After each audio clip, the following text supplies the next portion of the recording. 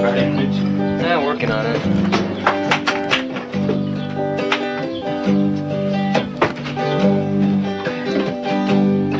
I'm just a sitting here at midnight. Right. And I've been sitting here till noon. You see, my lady left me lonely. Yes, she did. Baby left me blue.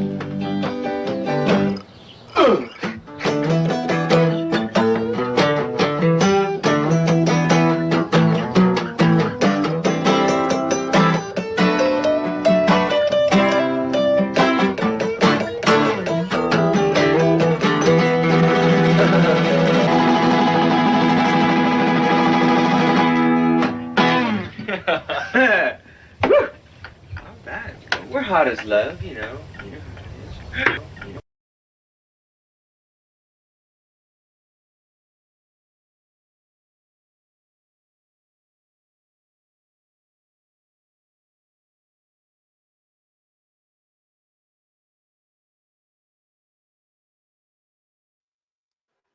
All right, ladies and gentlemen, and welcome to another episode of the Backwoods Horror Show, a very special episode where we are honoring the myth, the legend, the great Reggie Bannister.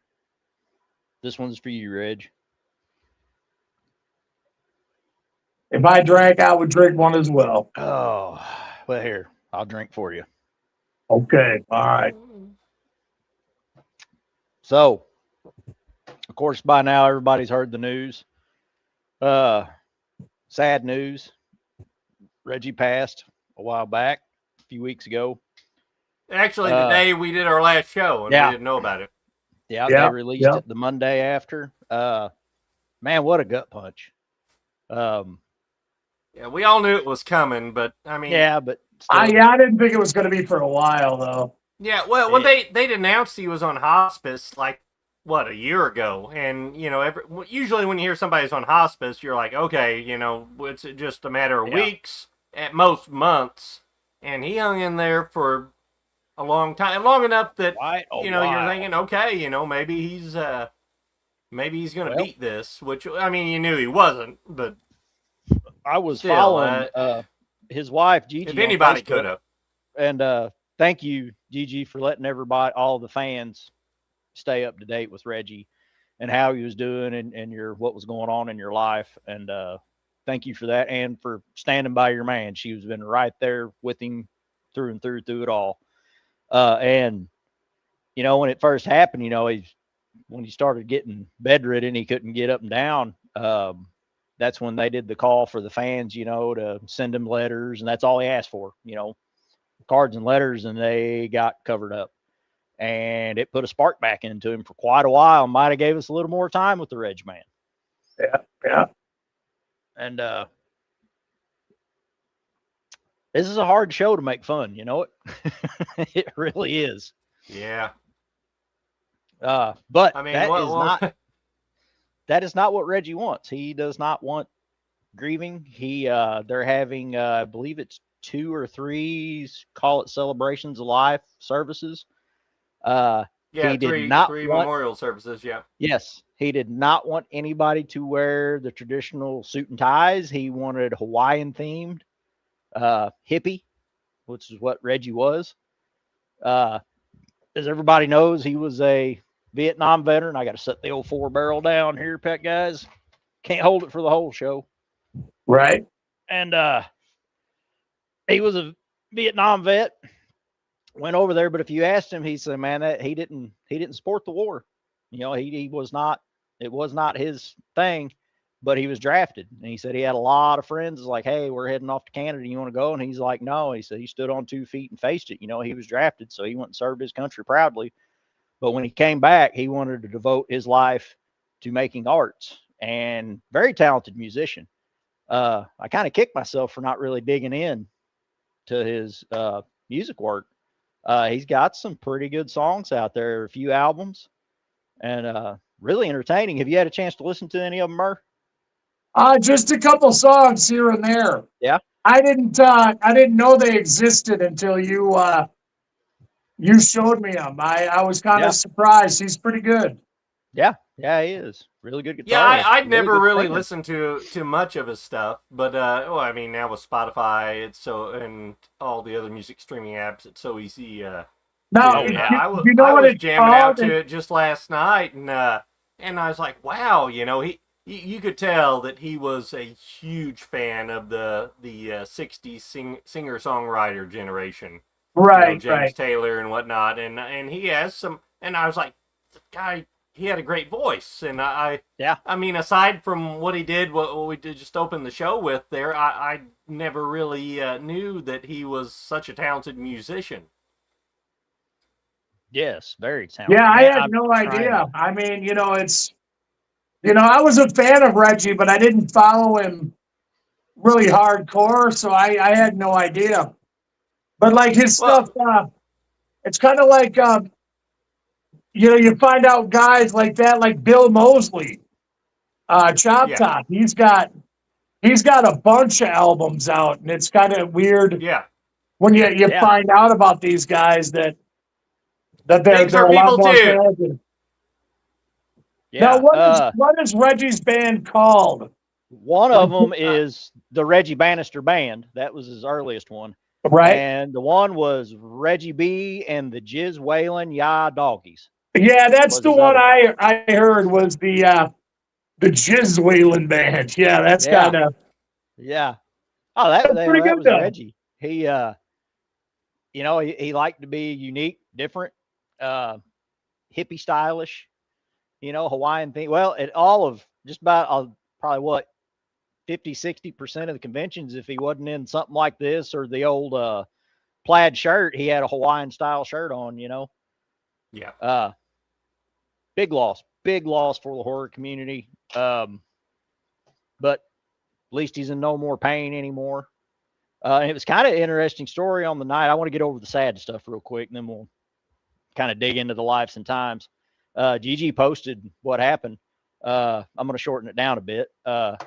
She checked on Reggie at about 3:00 in the morning. He was fine, and she was exhausted. Of course, we all know, they didn't have any funding, and so it was all her and what caretakers they could afford, which is very hefty. Big price if you have to hire help to come in, because he had to have I have to do it for my parents. It's ungodly expensive. Yeah. And she went up and laid down and just passed out, and their cat woke her up at 6 a.m. The cat that always slept with Reggie just meowing its butt off.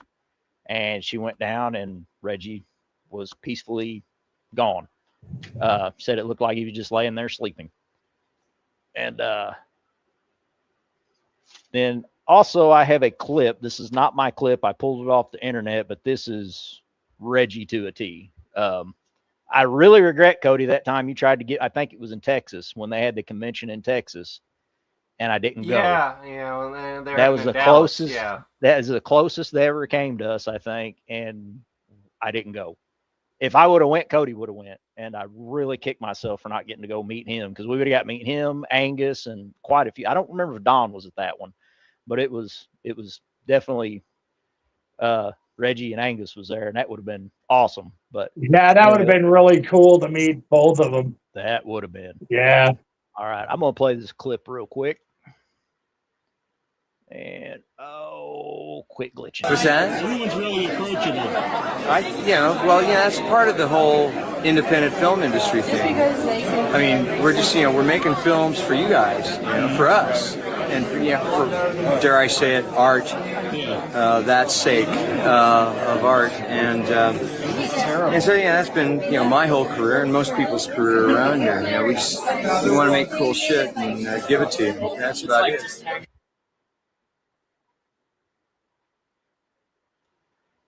And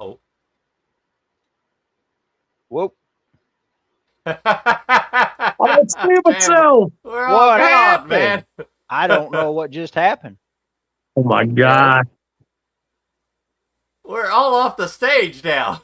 Dude, I can't. Man. All I did was exit the screen. I don't know what happened, y'all. Oh my God, it had to happen on this show, didn't it?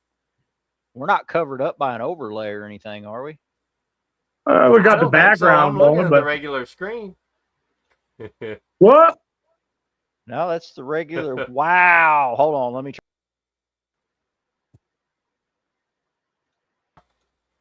There we go. Oh, I see what I did. I bumped the bottom screen button down here. Let me fix it. Let me fix it. I don't want that. Whoa, what the hell's going on there? Well, Whoa. you All saved right, too. there we go. Finally. Holy shit. Ah, That's my I couldn't bad. see my screen very well because I'm so far away. Yeah. I didn't realize that you saved too, man. here's the Trav in true Reggie spirit Oh my God, for Trav, producing well, the you show gotta like an give it 80-year-old ice cream man. fucking full Pretty method acting from Trav. You kind of, do you know who Unknown Hinson? Have you ever heard of the Unknown Hinson? Yes. I You like kind of that. look like Unknown Hinson a little bit. Oh. It's I might take that as a I did compliment, not you know. realize you totally shaved your I'll have to get me some fang teeth and right. well, if I try to do his voice, I'll wind up talking like Earl Kai off Squidbillies because he voiced Right. yeah. Dude, Yeah, I would but give anything to get his stuff on vinyl, but you can barely get it on CD. really? Yeah, dude, I had to order his CD. Oh God, like total special order from, I think I had to go through eBay to get it because I couldn't find it anywhere else. But God, I wore that CD out, man. I played it so much. We got a comment. Is that Joaquin Phoenix? I don't know if that's a compliment or I should slap you, Steve. I mean, who you think he's talking about? Well, it's certainly not me. I don't have the. I don't think it's me. I mean, I guess I could rub some white face paint. Well, hey, that's another option for Halloween, isn't it? You can do it. Yeah. I mean, you know, you don't got your bald face now, so. I've already done the. I've already done the Batman Joker, so. Right. We'll try that one. Yeah, you can do it. I don't know. I think I might be more suited for the Waheen Joker, laughing at very inappropriate times. Yeah. Speaking of that, have you guys saw part 2 of that movie yet? No, you told me it was shit, so I didn't. Oh my God, it's shit. It's beyond shit. It's like a whole new realm of shit. And that kind of broke my heart because Lady Gaga, I was a big fan of hers after Star is Born. Well, yeah, and I don't mind her music. I think she's pretty cool. And I don't necessarily think she was the problem with the movie. It was the writing. It's the director. Yeah. It's a big middle finger. He didn't want to do it. I've read that. He didn't want to do it. Well, but they told him he had to do it if he wanted to do the next movie he wanted to do. So what he ended up doing is pretty much phoning it in. Giving a big middle finger to anybody that liked the first movie. And the studio, he pissed all over it. Like, there's this scene, I'm not going to give it away if you haven't seen it, but there's this scene at the end where you're like, no, what? Like, what the fuck, dude? Like, you just ruined the entire first movie in 5 minutes. Like, the entire first movie is, like, shitty now because of part 2. It's just, it sucked. It sucked. Man, it sucked. That sounds a lot like how the fans were whenever Phantasm 2 come out. You know, the ones that seen the original Phantasm at first. Yeah, see, I came in. The change up. I came in at part 2. Yeah, so, me too. I came in. Well, you couldn't find the first one. You know, like Cody, we were. Yeah, it was. I had never even heard of it. And yeah, we just had our 2 little mom and pop video stores, and it was very limited on the selection. You talk about confusing because it was Joe Bob is what I saw Phantasm, and I think. Wait a minute. No, it was 3 I saw first because Joe Bob was playing 3. And then 2, it might have been, no, because I rented 2 and we watched it. And then I rented it. And then finally found the original Phantasm. I'm like, what the hell? That's not Jody. What the hell? You know, it threw me a loop. And then it threw me. I couldn't follow it at first either. Like, At first, I Yeah, didn't make not the seeing connection. Reg as the main character, you know, it was like, what? Yeah. Yeah, exactly. Like And I was didn't like, quite know what was going on. Yeah, like the first time I saw Reggie, you know, he was this badass plaid wearing shirt guy and this 4-barreled shotgun blowing the shit out of these little guys. And then all of a sudden, you know, he goes back to just the ice cream man. And I'm like, whoa, what did I miss? I actually thought I'd missed one of the movies or something. And back then, didn't have internet to research this stuff. Yeah, I mean, you You know, were I'm just like, going I was blind. scratching my head. And Like, now, if I would have saw him in I- order, it would have made sense. But I didn't get to see him in order. Right. Yeah, I saw 2, 3, then 1, I believe. Or yeah, I think that's how it went because I remember when the commercials came out for part 2, and you saw the ball and the tall man. I'm like, whoa, what the Yeah. fuck? Oh, yeah, the that's hell what is this? hooked me. Yeah, seeing Yeah, the I was like, trailers what for, the fuck for is 2, this yeah. all about? Oh, yeah, it was like And I nothing you'd ever seen. had never even heard the name Phantasm before that. And the writing on this, on all these films, is like every time you watch it and the more you think about it, the more you can create different ways it's going, you know, Right. on the same film. And speaking of Joe Bob, I just wanted to mention what he wrote about Reggie here. Saw part 2 on pay-per-view. And the next day, I went to my local video store the next day and got the original. Hey, and that's Mahoney's in the house. How you doing, brother? Mahoney. Watching. And thanks for pimping our show on all of your pages there. As a very, very good Phantasm page on Facebook. A lot of people. Phantasm Fans. Fans. Yep. PHANS. Yes. And there's a lot of the wonderful Phantasm. Gigi Bannister is on that Yes. page, Reggie's wife. And there is information on there. Speaking of which, Trav, we need to throw it up. Yes, we do. A lot on the show. But for the GoFundMe for Reggie's funeral expenses. Yep. It will be scrolling the bottom of our screen through the whole show, the information. You can go to Gigi Bannister's Facebook page. GoFundMe, and we also have the picture. Yep. I think I upload the picture for the GoFundMe. Yes. Yes, because she is doing everything in her power to fulfill Reggie's wishes. And so hopefully, there we go. All the fans can come together and GoFundMe.com and look up Roberta Bannister and that'll come up. Because it's been a lot on them this past year, and they've pretty much drained. Couple years, yeah. A couple years. They pretty much drained all their savings from what I understand. And the fans have been great so far. They really have. I hope we can come together one more time. But I wanted to throw out here Joe Bob. Give Reggie a proper send-off. Yep. Right after it was broadcast that Reggie had passed, Joe Bob posted, Reggie Bannister was easygoing, laid back, funny, everyone's best friend. That's very true. A lover of film and people. He was a movie star who didn't realize he was a movie star. Very well put, Joe Bob. Very well put. He'd been on Joe Bob's show several times. I love him. I have not canceled Shudder yet, so I can go back and watch them. But I am going to be canceling Shudder after probably their next special, and then I'll subscribe back just to watch the other special. But that kind of sucks, though, if I cancel Shudder, though. Then I can't go back and watch the episodes when Reggie was on there, too. But yeah, it is what it is.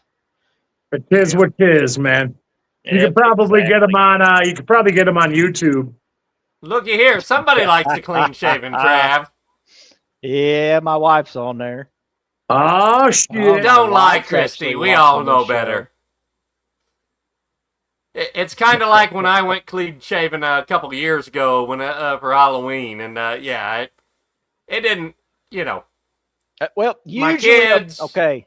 My old lady, everybody pretty much told me, don't ever shave your face again. Right. I do got to say, usually a person looks younger when they shave, but Cody aged when he shaved by about 10 years. I was like, whoa, dude. Now I trimmed my beard down, but I can't go full bald, man, because my double chin, I had to in honor of Reggie. Honestly, my hairline is about to where Reggie is. I'm going to keep the long hair. and I was gonna go ahead and buzz it off, but you wouldn't be able to see it with the headset anyway to full Reggie hairline. But I don't know. Nah, it's you can go method, but you don't got to go that far, man. In honor of Reggie, it'd be worth it. But I had to do this outfit for Reggie, and I whipped up the 4-barrel. I've been meaning to build a 4-barrel shotgun for years, and I whipped that up in about 2 hours the other day. Does she feel like she's cheating on you, Trav? Let's just bring a little mystery in there. Hey, you know, whatever it takes. You know, that's that work. Got to spice it up sometimes, you know. Yep. Mahoney, you're correct there, my friend. Man, we all miss Reggie. Yeah. I mean, it was almost like losing your uncle, you know. Yeah, like this one hits pretty Reggie. hard, and like me and Trav were talking about earlier this week in private, man, it's the last couple years have been fucking hell as far as losing my our gosh, childhood heroes as far as the entertainment industry goes. Yeah. And I mean, all dudes we grew up with, and we know the big ones are coming, and it's just but dang, it just seems like it's a big group of them. And that's what me and Trav were talking about, Murr, is that you know, us Gen Xers, we're really the first generation. I mean, this is the natural progression of life. You know, people get old and die. We all know that. But Gen X, we're the first generation that is experiencing it in real time. Right, you know? in real time and televised, you know, and broadcasted and stuff. Yeah. And that's it kind of hear of it and we hear of it the day or the day after when it happens. Right. You know, like and it does suck, man. It had to hit the town they were in, then it went to the next town in the newspaper, and so on, you know. And what scares me is there doesn't seem to be any talent that's replacing it. You know what I'm saying? Exactly. Like, it doesn't seem like in the post-internet days that there's any characters anymore.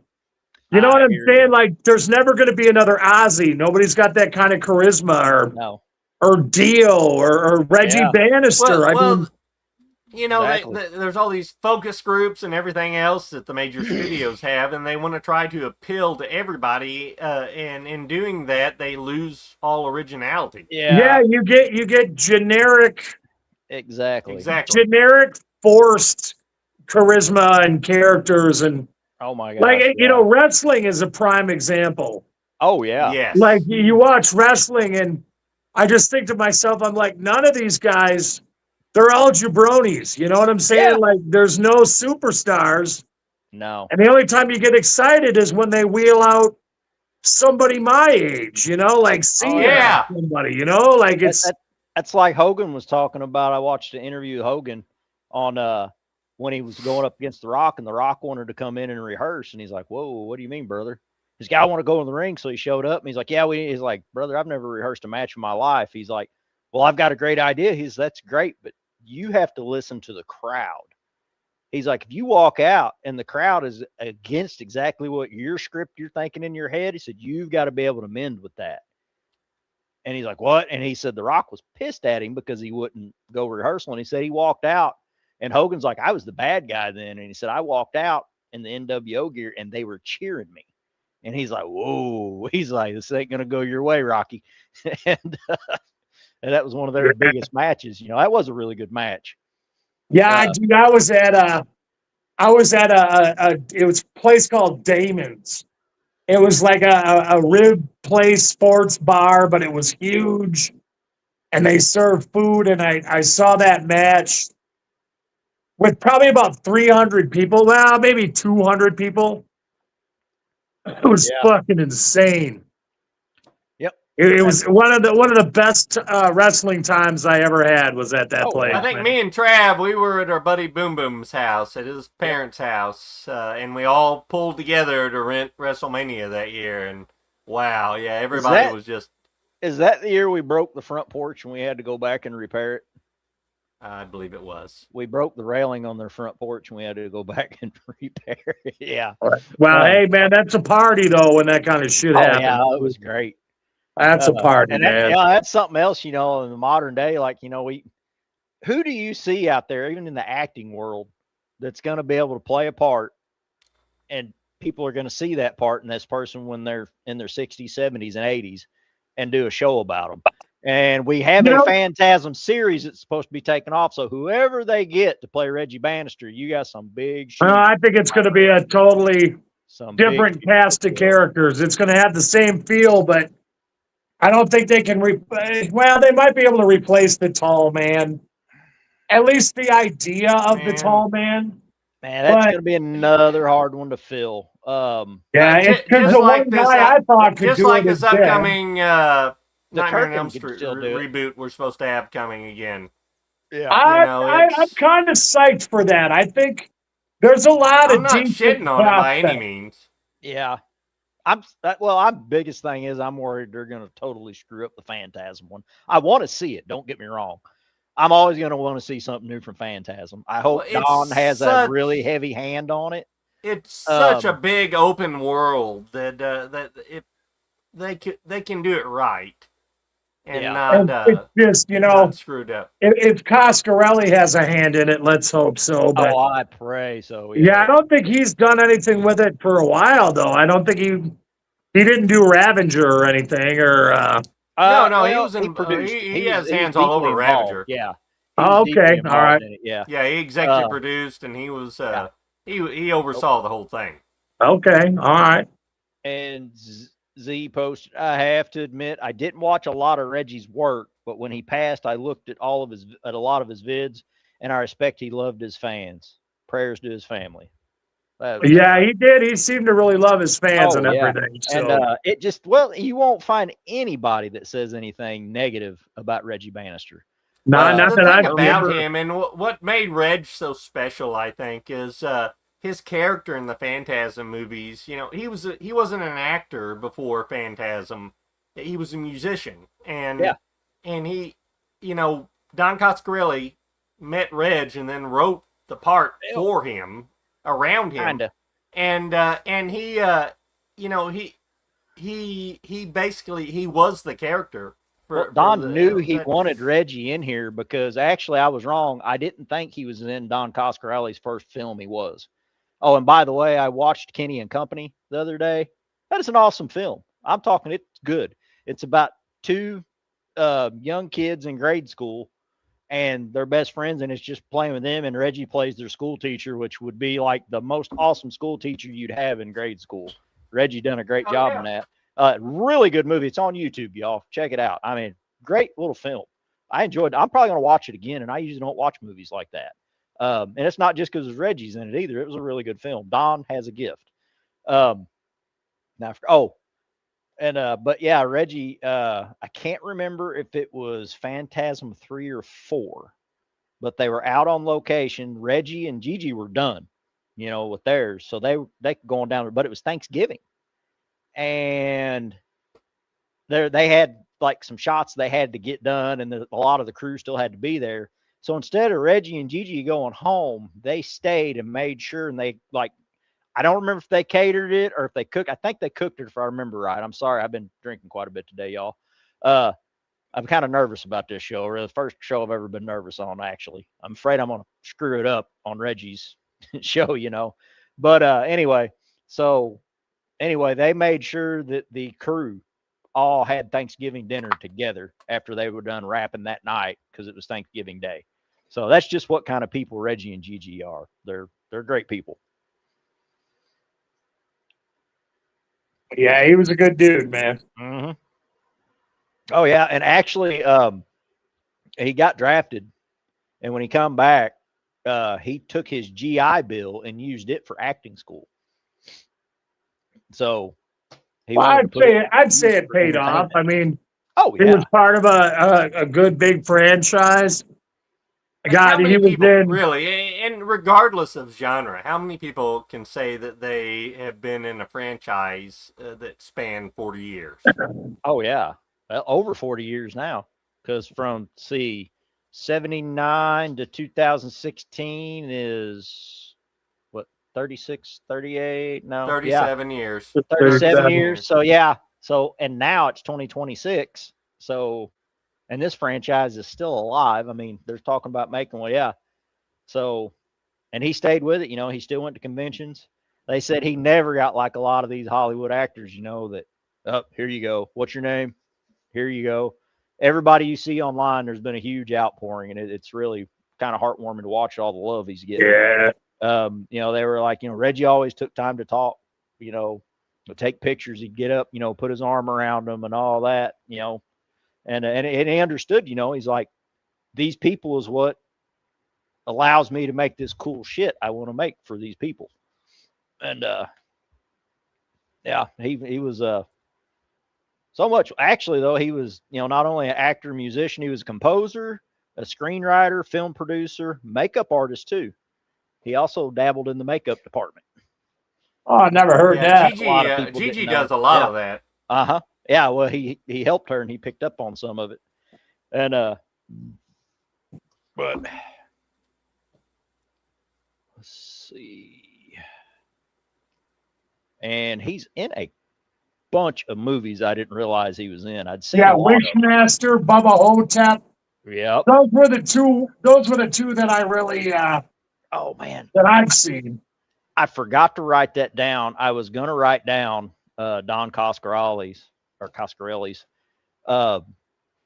part of his he posted something on Facebook, the day after, like that big, it'd bring a tear to your eye when you read it.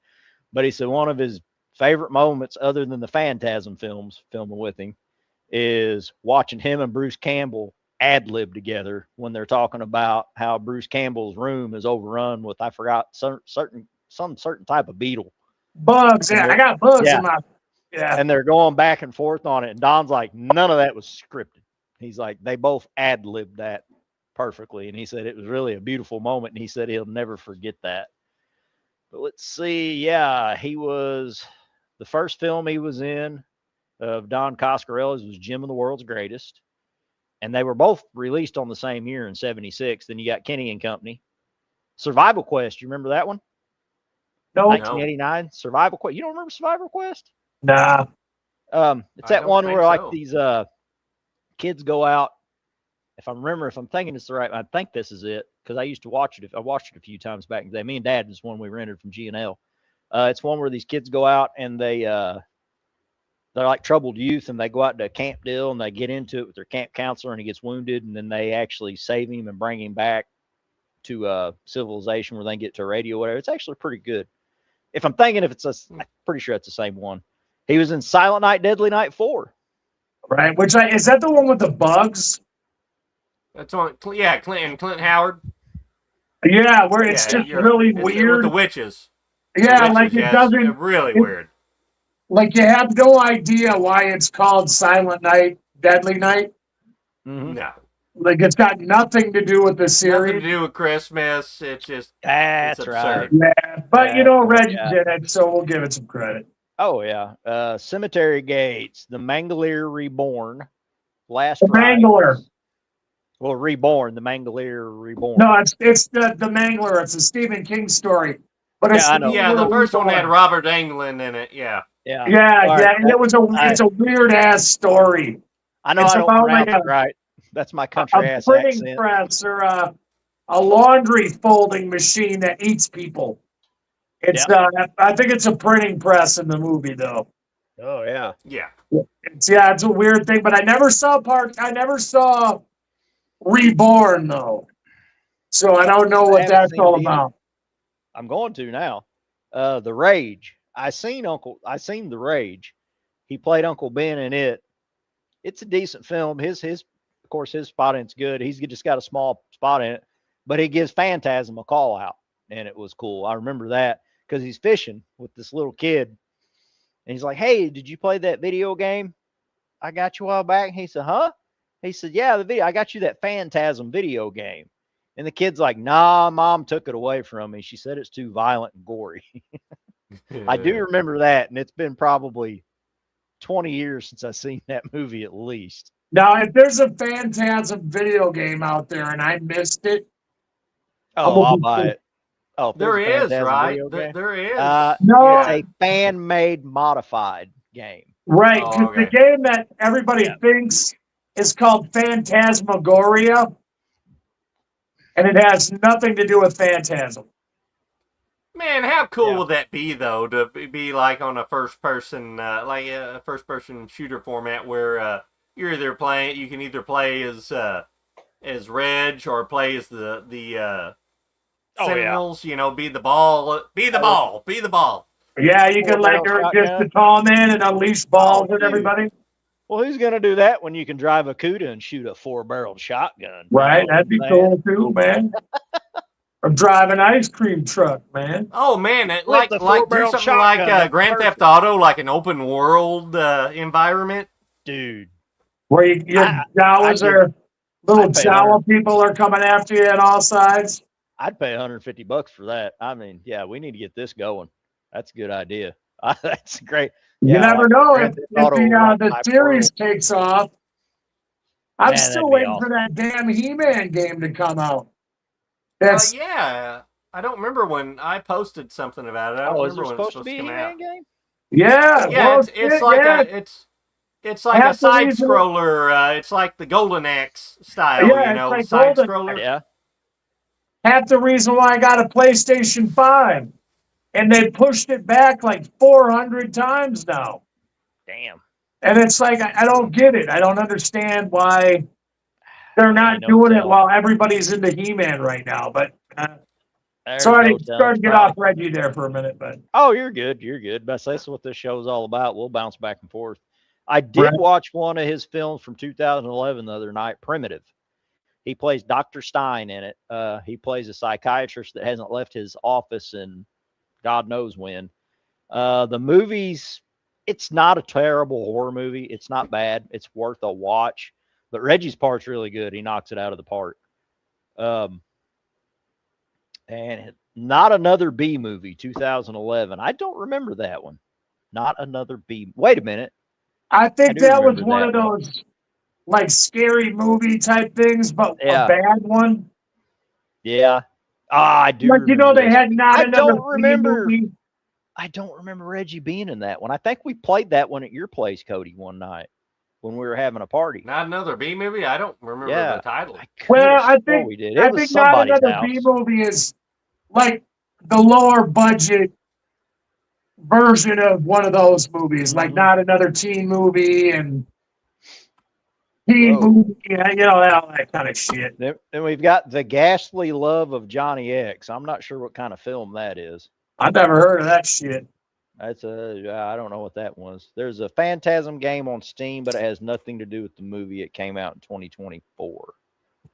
I don't. Don Fuck Coscarelli you, needs Steve. to get on that and copyright. Don needs to get on him, that. Don. Get him, Big Don. Yeah. Let's see. Oh, Bloody Bible Camp.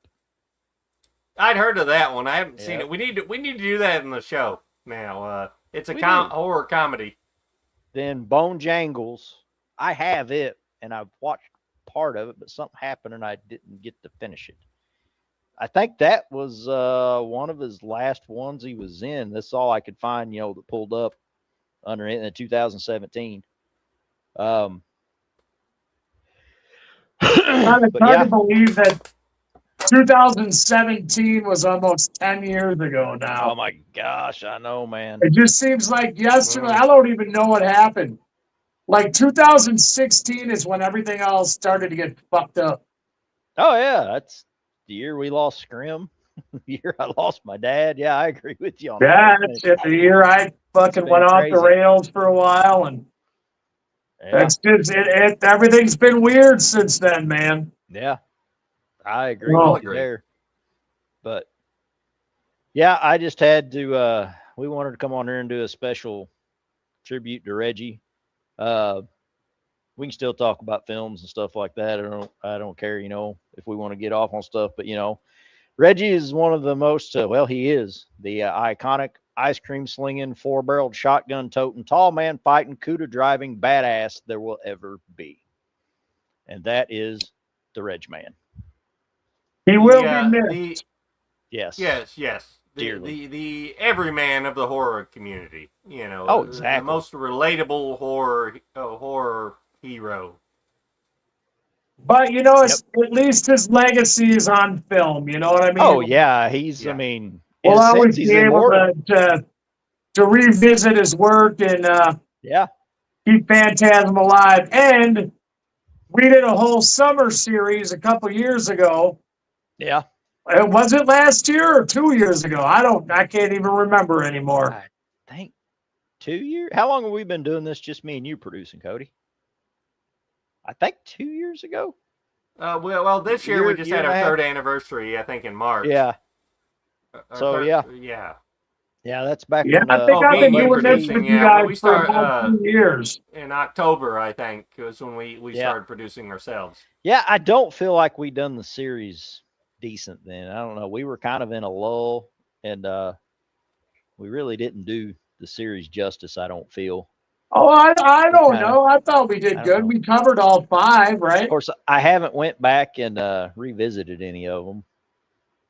And yeah, I mean, we discussed all 5 pretty much in depth. I went out and I watched all of them again. And oh yeah, I can't remember. I had my notes that I had hours into, and I lost them and had to redo my notes like the day before either the first or second show. I do remember that. I'm like, where did my freaking notes go? They just freaking disappeared.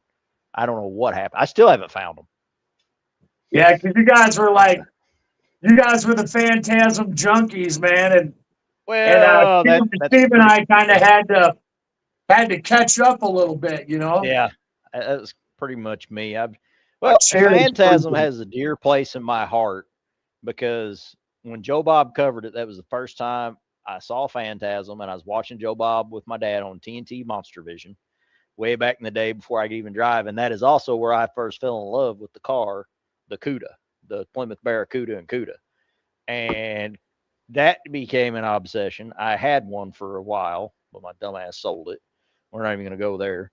But and when me and Trav were teenagers, when we first met, that was one of the first things we bonded over, that we both actually knew what Phantasm was, you know, and we were both Mopar nuts.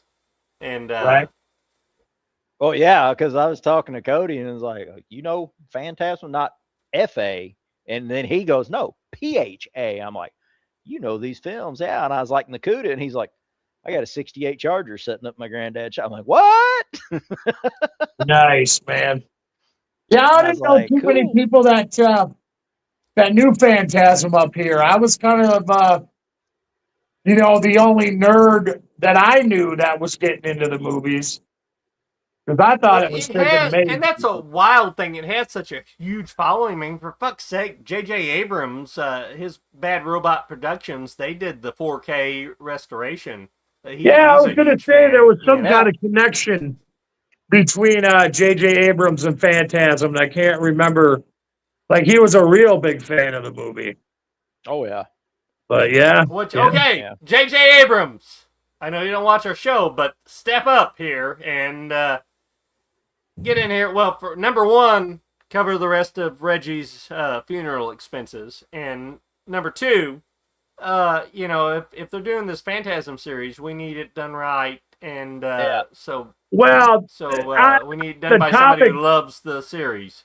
On the topic of J.J. Abrams, though, what happened to that guy? He disappeared, dude. Like, he put out Rise of Skywalker, and I don't think he's done a movie in 7 years now. Like, if I embarrassed myself that bad, I'd probably have a little stage fright too. True. Oh, wait. Maybe we don't want him to help revamp the Phantasm series. Well, I don't. Let's keep that in Don's corner. J.J. Abrams, on that subject, I don't just let him. Yeah, J.J., you just put up the money. Give Don the money. Right. I don't blame J.J. Abrams though for Rise of Skywalker. He didn't want to do it.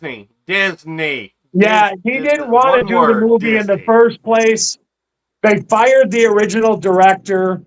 Ryan Johnson screwed up part 2 or 7 or 12 or whatever the fuck it was.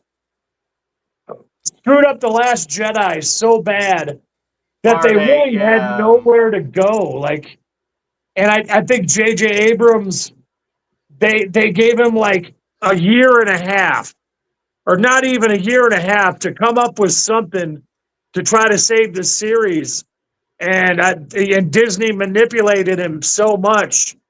I think he got sick of just doing movies and he just stopped. I haven't just heard.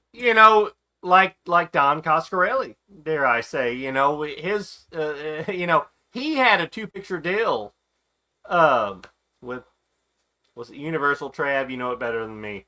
When he for so. Phantasm 2, they were going to they were going to pay for Phantasm 2 and Phantasm 3, and he had such a bad experience doing part 2 with them that he opted out of the contract and give up millions of dollars Doesn't say. to do to get out of the contract and just do Phantasm 3 as an independent film. And Right. that's why it was direct to video. Yep. But I Yeah, love Phantasm 3. I thought it was great. They screwed them over on it. Yeah. Yeah. And Reggie debuted the Ice Cream Man uniform in 1, and then for 2 and 3, no ice cream, the plaid shirt, and then 4 was the rebirth of the Ice Cream Man uniform. And I just loved that part in that film where, like, he's fixing to go in and he's thinking he's probably not going to survive it. He's going there to save Mike, and he's like, and he gets in the car, he's getting out the shotgun, all of a sudden, then you see him tie his bow tie, and then he grabs the 4-barreled shotgun, and he's ready to go. If he's gonna go out, I got goosebumps. He's gonna go out like he started. Matter of fact, I got a little right there. He's gonna go out like he started right there, and that is the Reggie Bannister that will always live in my mind. And then of course in Ravager, it started off right at boy.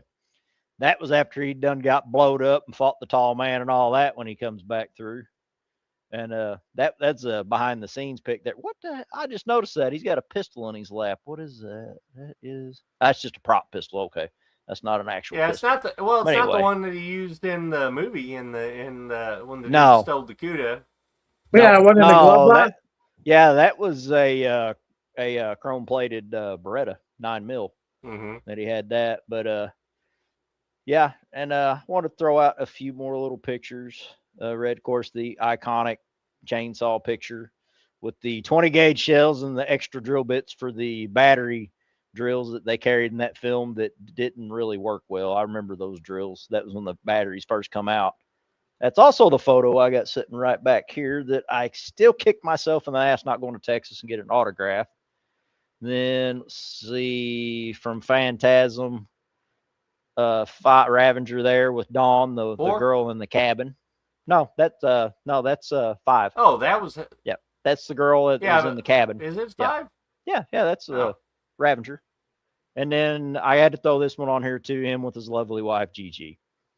And wanted to again give her props for standing by her man and doing everything in her power to fulfill his final wishes. And then another great photo I found. It really gives me hope for my hairline the way it's going. Reggie was such a cool dude, and he never gave up on his long hair. So anytime, Cody, you give me shit about balding and having long hair, I'm going to just slap you and I'm going to say Reggie. And then you won't be able to argue with me then. Yeah, you got to remember though, this fucker here, he says that, but he had a fucking flat top, a high and tight till he was like 21. And we wouldn't see him here in Missouri. Bow season starts September 15th and runs through January 15th. So we wouldn't see our friends wouldn't see him much in those 3 months. 3 to 4 months. Yeah, he comes out of the woods and he's got we haven't seen him because he spends every spare second he had bow hunting, and he comes out of the woods to one of I think it was to my house. I don't remember. It might have been when me and one of our ex's house. I'll just leave it to that.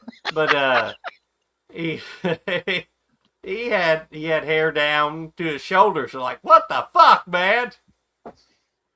Yeah, my facial hair grows super fast. Like I shaved that off. My goatee can be back next week. Yeah, I was gonna say, my shit does too. I get that from my dad when he was in the service. Sometimes they made him shave 3 times a day.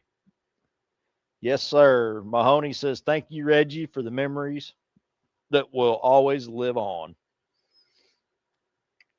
And Mahoney this is knows one how of to my, type, so we'll understand it when we've been drinking. dude, he's probably got the same. My iPhone, I've turned it off and it keeps turning itself on. Like I'll be typing a message and it'll put words in front of it. And if I don't click in front of it and exit it and delete it, it'll put them in the sentence.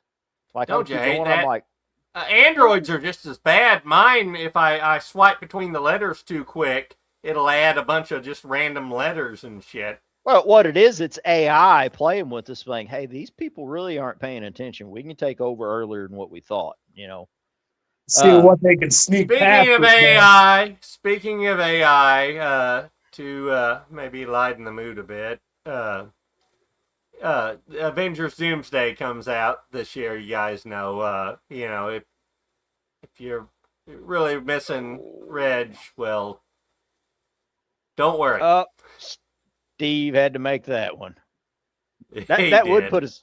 That would be one way they would get me to come and watch Avengers. That shit honestly. pile of a movie. Yeah. I am not going to. No, I'm not going to Okay, go. you're not looking forward to Avengers, huh? All right, no, I'm done with the day of Marvel, milked that DC, cow they've and- all shit the bed so much now. for- It's like, Yeah, I feel like anything I after gotta. Endgame, really. Yeah, I feel like I gotta give. yeah, us a I palate took my cleanser oldest after seeing daughter that. to see Endgame, and it was good. But You know, I'm trying to think. Well, you got Guardians of the Galaxy Part 3, which was decent. it was decent, but it wasn't as good as the first two. I loved the first two. Guardians of the Galaxy was okay. You got, Third one, you had what? Ant-Man 4, which was a dud. Thor 4. Ant-Man. 3 or 4? Well, Ant-Man 3. My bad. It was. Ant-Man's kind of like in the wrestling world. That'd be one you use as a spoof, not a main attractant. You can't. Yeah, make he's a feature jobber. film out of that. He's a Yeah. jobber. Yeah, you can't make a feature film out of that. But after we had that Doomsday, we got to have a palate cleanser, though. This is one of my favorite photos from, and this one's been cleaned up digitally because the old photo is kind of dull and shadowed. And that's when them three were just sitting out. And I cannot remember which movie. I apologize, people. I'm like the biggest Phantasm fan, but I've been It was 4. drinking it a was little 4. heavily today. You're right, it was. Yeah, you are correct. It was through some of the scenes. And Yeah, Reggie's 'cause in his 4 Hawaiian shirt. I had never noticed that. Yeah, well, that's Reggie. I mean, Reggie really played Reggie in these movies. Yeah, I was going to say, Yeah, the and that's character's why name everybody was loves Reggie him. too, right? Oh yeah, yeah. And then this is one. I can't remember if this is the last year or one of the last years where they went out and done conventions. Reggie and a fan had made a 4-barreled shotgun, and he held it for him and took a picture. And that's just the type of guy he was. He was just a super guy. That one don't look as good as yours. Oh well, thank you, Murr. Yeah, I was Making going me to say, feel all man, I'm warm and pretty fuzzy. impressed by the work. He said, "Thank you, Murr, and thank you, poor lighting." Right. This is, well, I'll put it up close. I mean, I'm not real happy with all, which I'm kind of a perfectionist, but it PVC pipe for the barrels. This is just stuff I had laying around the house. Then this is actually a blood tracking light that I threw on there. This is a grip for my hammer drill. And then these are just some pieces of metal I had laying around. I didn't even have any time to do any like custom work, but this like held the barrels together and helps. And this is actually like $120 stock off of a rifle that I sacrificed for it. You sacrificed just for the prop. Yeah. But you got it now. You're going to have it for a while. Oh, I mean, yeah, you could pull this off for Halloween if you wanted. I'm actually probably going to. This is a Ruger Mini 14 stock. So yeah, see, it's even got the. It's probably got Ruger on the butt plate, to tell you the truth. But I had to do this though. You know, I was like, Well, man, Reggie was your guy, man. Oh yeah. I mean, you were always. I was actually gonna make the stock. I ordered some foam. Excuse me. And it's supposed to be the foam like War used to make all their stuff. Like you can cut it and heat it and mold it. And I got it. I ordered off Amazon. It pissed me off. I haven't gave them a bad review yet, but it's just a big block of styrofoam. And you can't cut that. I mean, it just turns into a little bitty stuff. You can't sand it or nothing. So I Yeah, got that ain't digging right. That's around. not. Yeah, Yeah. I was mad, and then I bought some foam to make the barrels, and I never could get it to straighten. I had them running out, and then two of them were doing this, and the other two were doing that. And I'm like, this isn't going to work. I'm like, wait a minute, you dumbass! You got some PVC pipe out in the garage, I think. And just spray paint it. Yep. Cut it to length, spray paint it, bind it together. Lots of screws, a little bit of ingenuity, digging through my freaking junk closet upstairs. And yeah, I didn't even have all my tools. All my tools were at my mom's garage. So I done all this on my living room floor. All his tools, some of my tools. Well, it turned No, out good either way, man. Oh, I appreciate it. No, not all your tools, just your well, you do have one impact socket in there. You got one impact socket rolling around there that we never. I think my find cherry picker, motor stand, your cherry picker, your motor stand, yeah, a trailer. Who knows what else? Yeah, you got a trailer sitting out there that I was afraid to pull back because the axle's not gonna make it if I pull it back. So we got to get that over there and push it up on my 20-footer so we can get it back to your place. Yeah, I need to get a new axle. Wait. For it. Yeah. As long as it's been there, though, we may have to cut some trees to get it out. I don't know. Yeah. Let's see. Living over there now. Oh, we're behind on the comments. I apologize. He said Rocky was a badass in part 3. Yes. Mahoney. Rocky was cool. Hey, she just went with Gigi to the last Comic-Con, which shamefully Comic-Con treated oh my God, I was mad horribly about that. Yeah. I was very mad about that. They showed up, they were supposed to have a spot, and they was like, sorry, you're going to have to go over here. Yeah. That was bad. They put them out like in a tent up front, not even at the main Comic-Con. Not even in the convention and shit. Yeah. They basically treated them like they were a Walmart greeter. And I'm not saying no disrespect to Walmart greeters, but like they put them out. Actually, they weren't even on the main entrance. They were like to the side, I think, if I remember right. And man, you talk about a punch in the gut because Gigi had to hire somebody to watch Reg while she went and done that stuff. Right. And to help. And then they do that, and she was doing it, for income, of course. And then they treated him like that. That's bullcrap. Mm-hmm. Probably didn't even advertise they were going to be there or nothing. Yeah. Oh, probably not. Yeah, it's been several years since they done the Women of Phantasm thing, isn't it? It's been quite a while.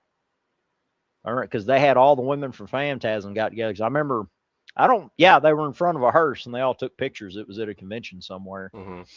And then they got Reg, and then no, I think Angus had already passed then. So speaking of the Women of Phantasm, though, that they bring all of them back in the book that Gigi wrote. Yes, wrote, I'm glad you Phantasm mentioned that. Survivors. Hey, folks, I'll be back in a couple minutes. Can you drop me out? Yep, gotcha, you my bet, brother. Phantasm Survival. This is a very, very good book. I bought it. It's wrote as a sequel, of course, to Phantasm 5.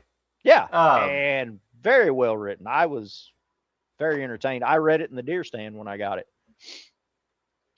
Really compliments all the characters. Get the flow. Brings back all the female characters. From the franchise.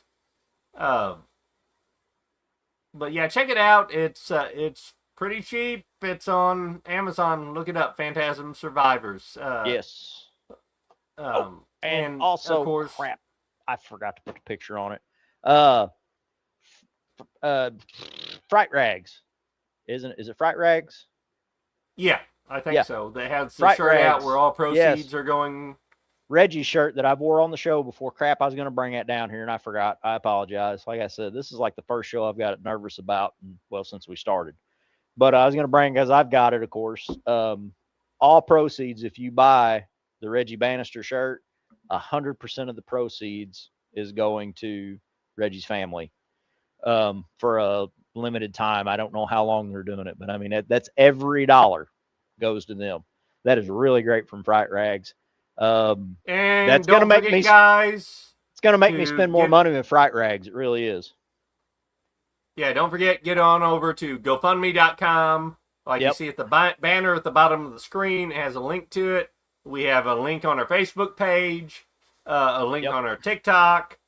There's a link And on right Phantasm here, Fans. you just go to GoFundMe.com, search Roberta Bannister, as you see right at the top of the screen, and you Yep. can help. They've only got like 6 days left, guys, till it's due for his to have Yeah. the money raised And- for his tomb. So, And what's sad is that they had to pay a deposit, and if they don't come up with the money by then, they lose the deposit as well. So then, yeah, and she's trying to. That was Reggie's wish. He didn't want to be in the ground, and he didn't want to be cremated.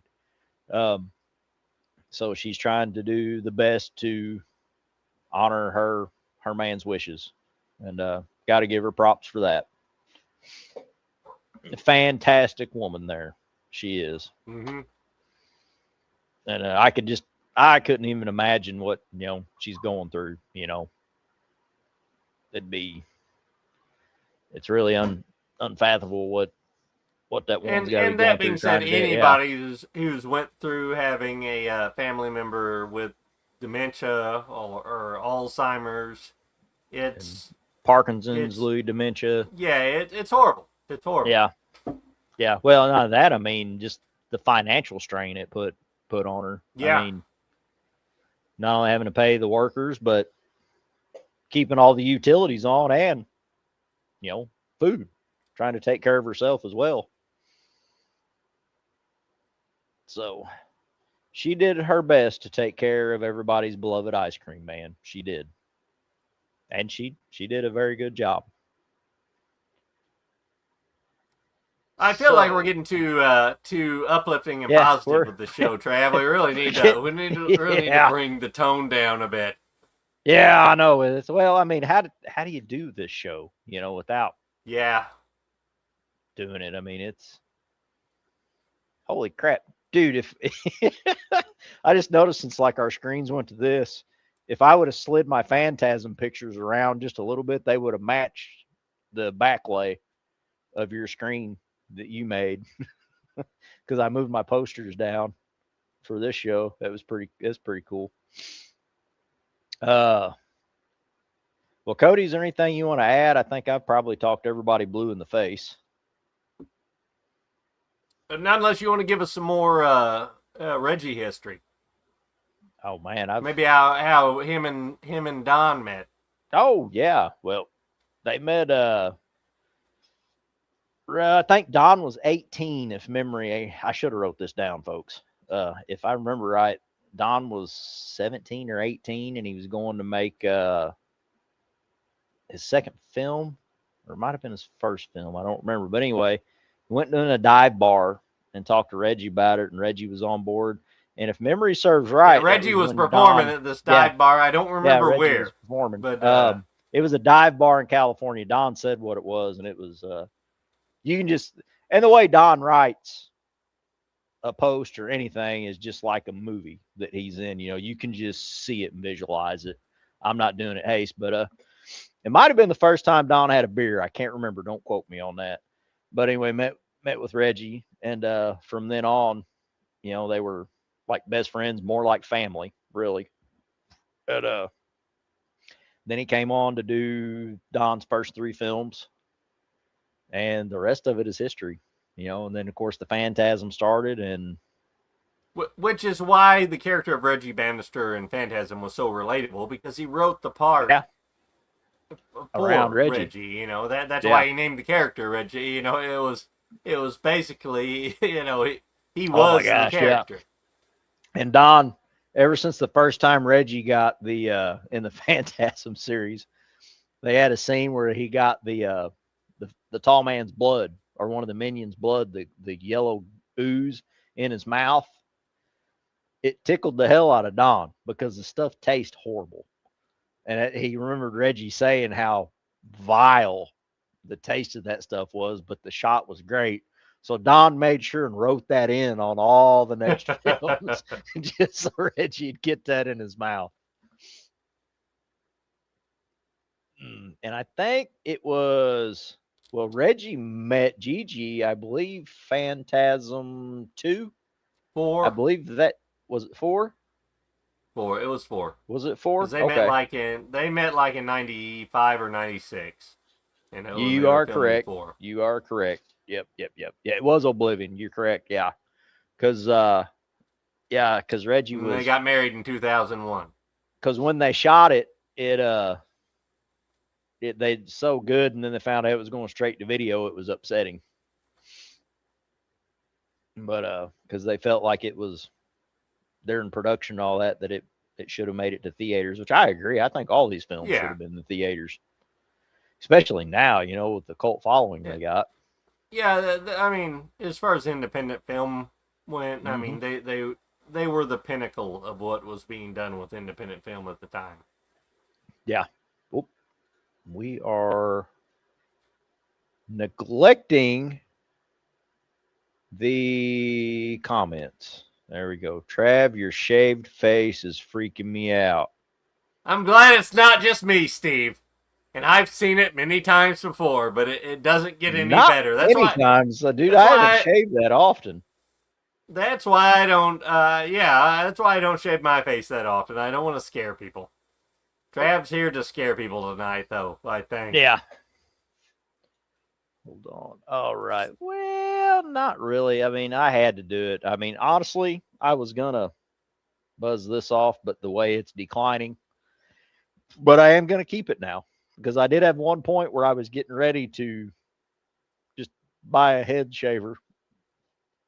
And I didn't. Well, okay, I can't leave you by yourself. Mine's getting. I mean, I got the widow's peak going. So yeah, you do. You've had the widow's peak for a while, but now it has. I've had it for like 20 years, right? Yeah, a while. I am gonna send our friend a link. He's wanting to jump on with us for a minute. I think he's got a few things he'd like to say. Hey, there's Murback. And Steve is like, the world just feels off now because of that now. Because of the shave? That throws me off. That almost makes me think maybe you were getting off to it. I'm confused and worried. It is very weird, man.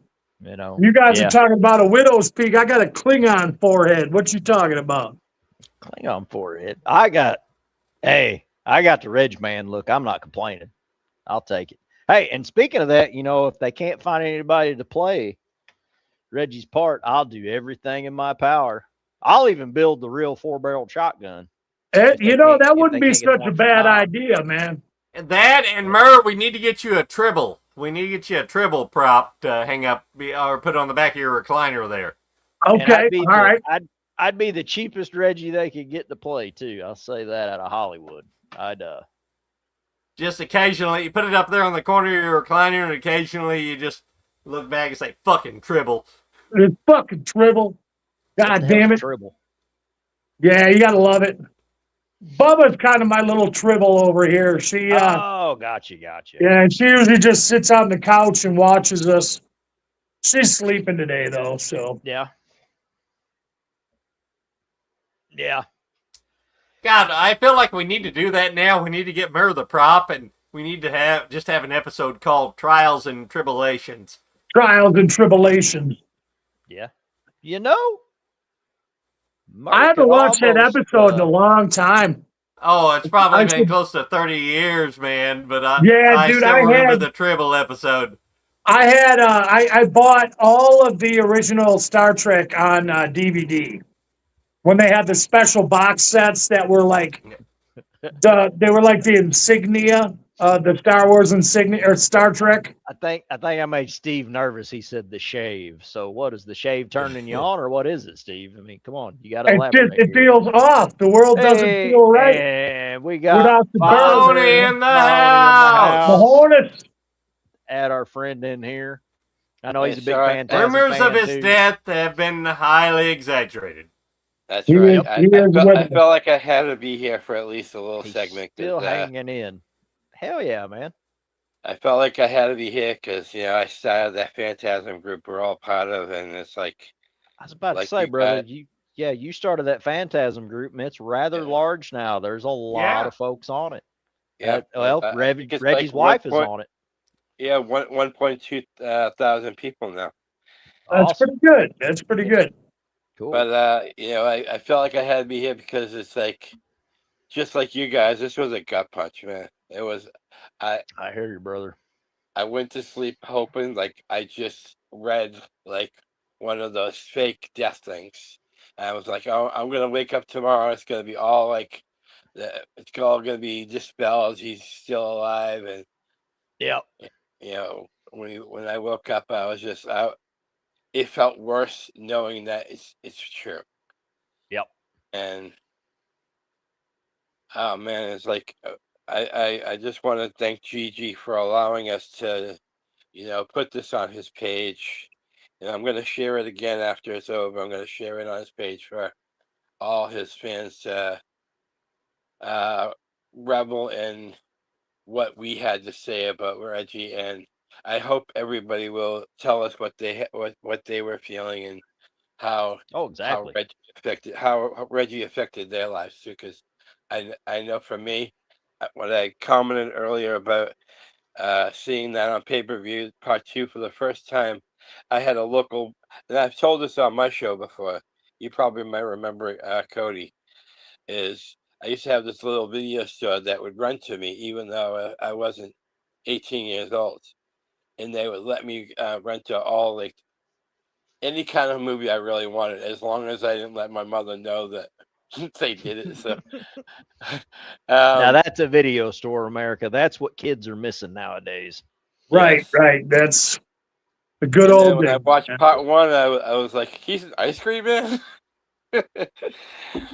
But I just, the character Reggie, you had to love him. Like he was he was everybody's, like, his equal. Like he didn't show off. He didn't say I'm better than you.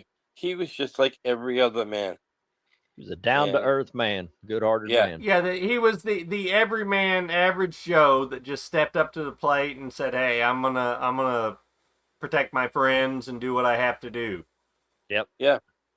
Yep. I thought he was on par with Ash almost.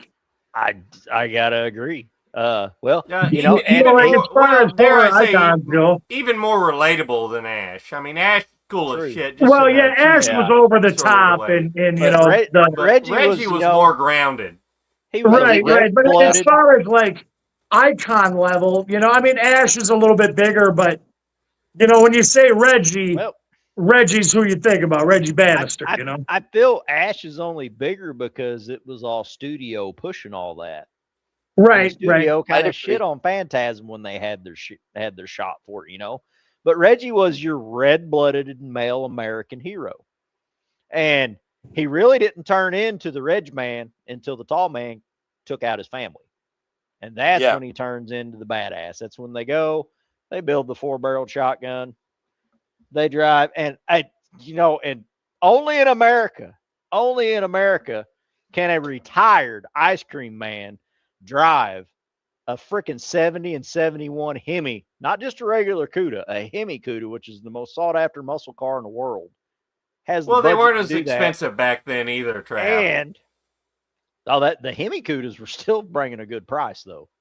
And build a 4-barreled shotgun, break into a convenience store, build all this in that store, and before they leave, he goes to the cash register, opens it up, and puts a wad of cash there. Because they didn't steal nothing, they paid for it. You know what I'm saying? True red, and he knew that was a mom and pop shop. So can't be stealing off the American people, but you gotta have the right hardware to fight the hard man, the tall man. Shit. Sorry, like I said, we know where Travis' mind's at. Looking for the hard man. Steve's got me all messed up now. That's right, man. He's got some little light loafers. It's like, I didn't know he was into Reggie that much, Then I dressed up like him. thinking about them balls. That's kind of him. Yeah. Hey, well, I got one right here. Oh my God, I'm watching us on TV, and you kind of remind me of No, never mind. I was gonna say you kind of look like a younger version of Do it. Oh, go ahead. Do it. you remember that movie Deranged? Strange. No, I don't think I've seen it. Yeah, Let me see. with I've heard of it. I've heard of it. It was like he the Ed played, Gein movie back in the day. God damn, my he- belly looks huge. He played Ed Gein. In the movie Ed Gein. Shit. You're driving me nuts now, Merv. I Dude, can there's see a his face plain as day. dude. There's I'm a trying to bunch think of of what them. else the guy was in. Like, I I almost gotta said look it up. Motel Hell, but that's not it. Do you remember No. the?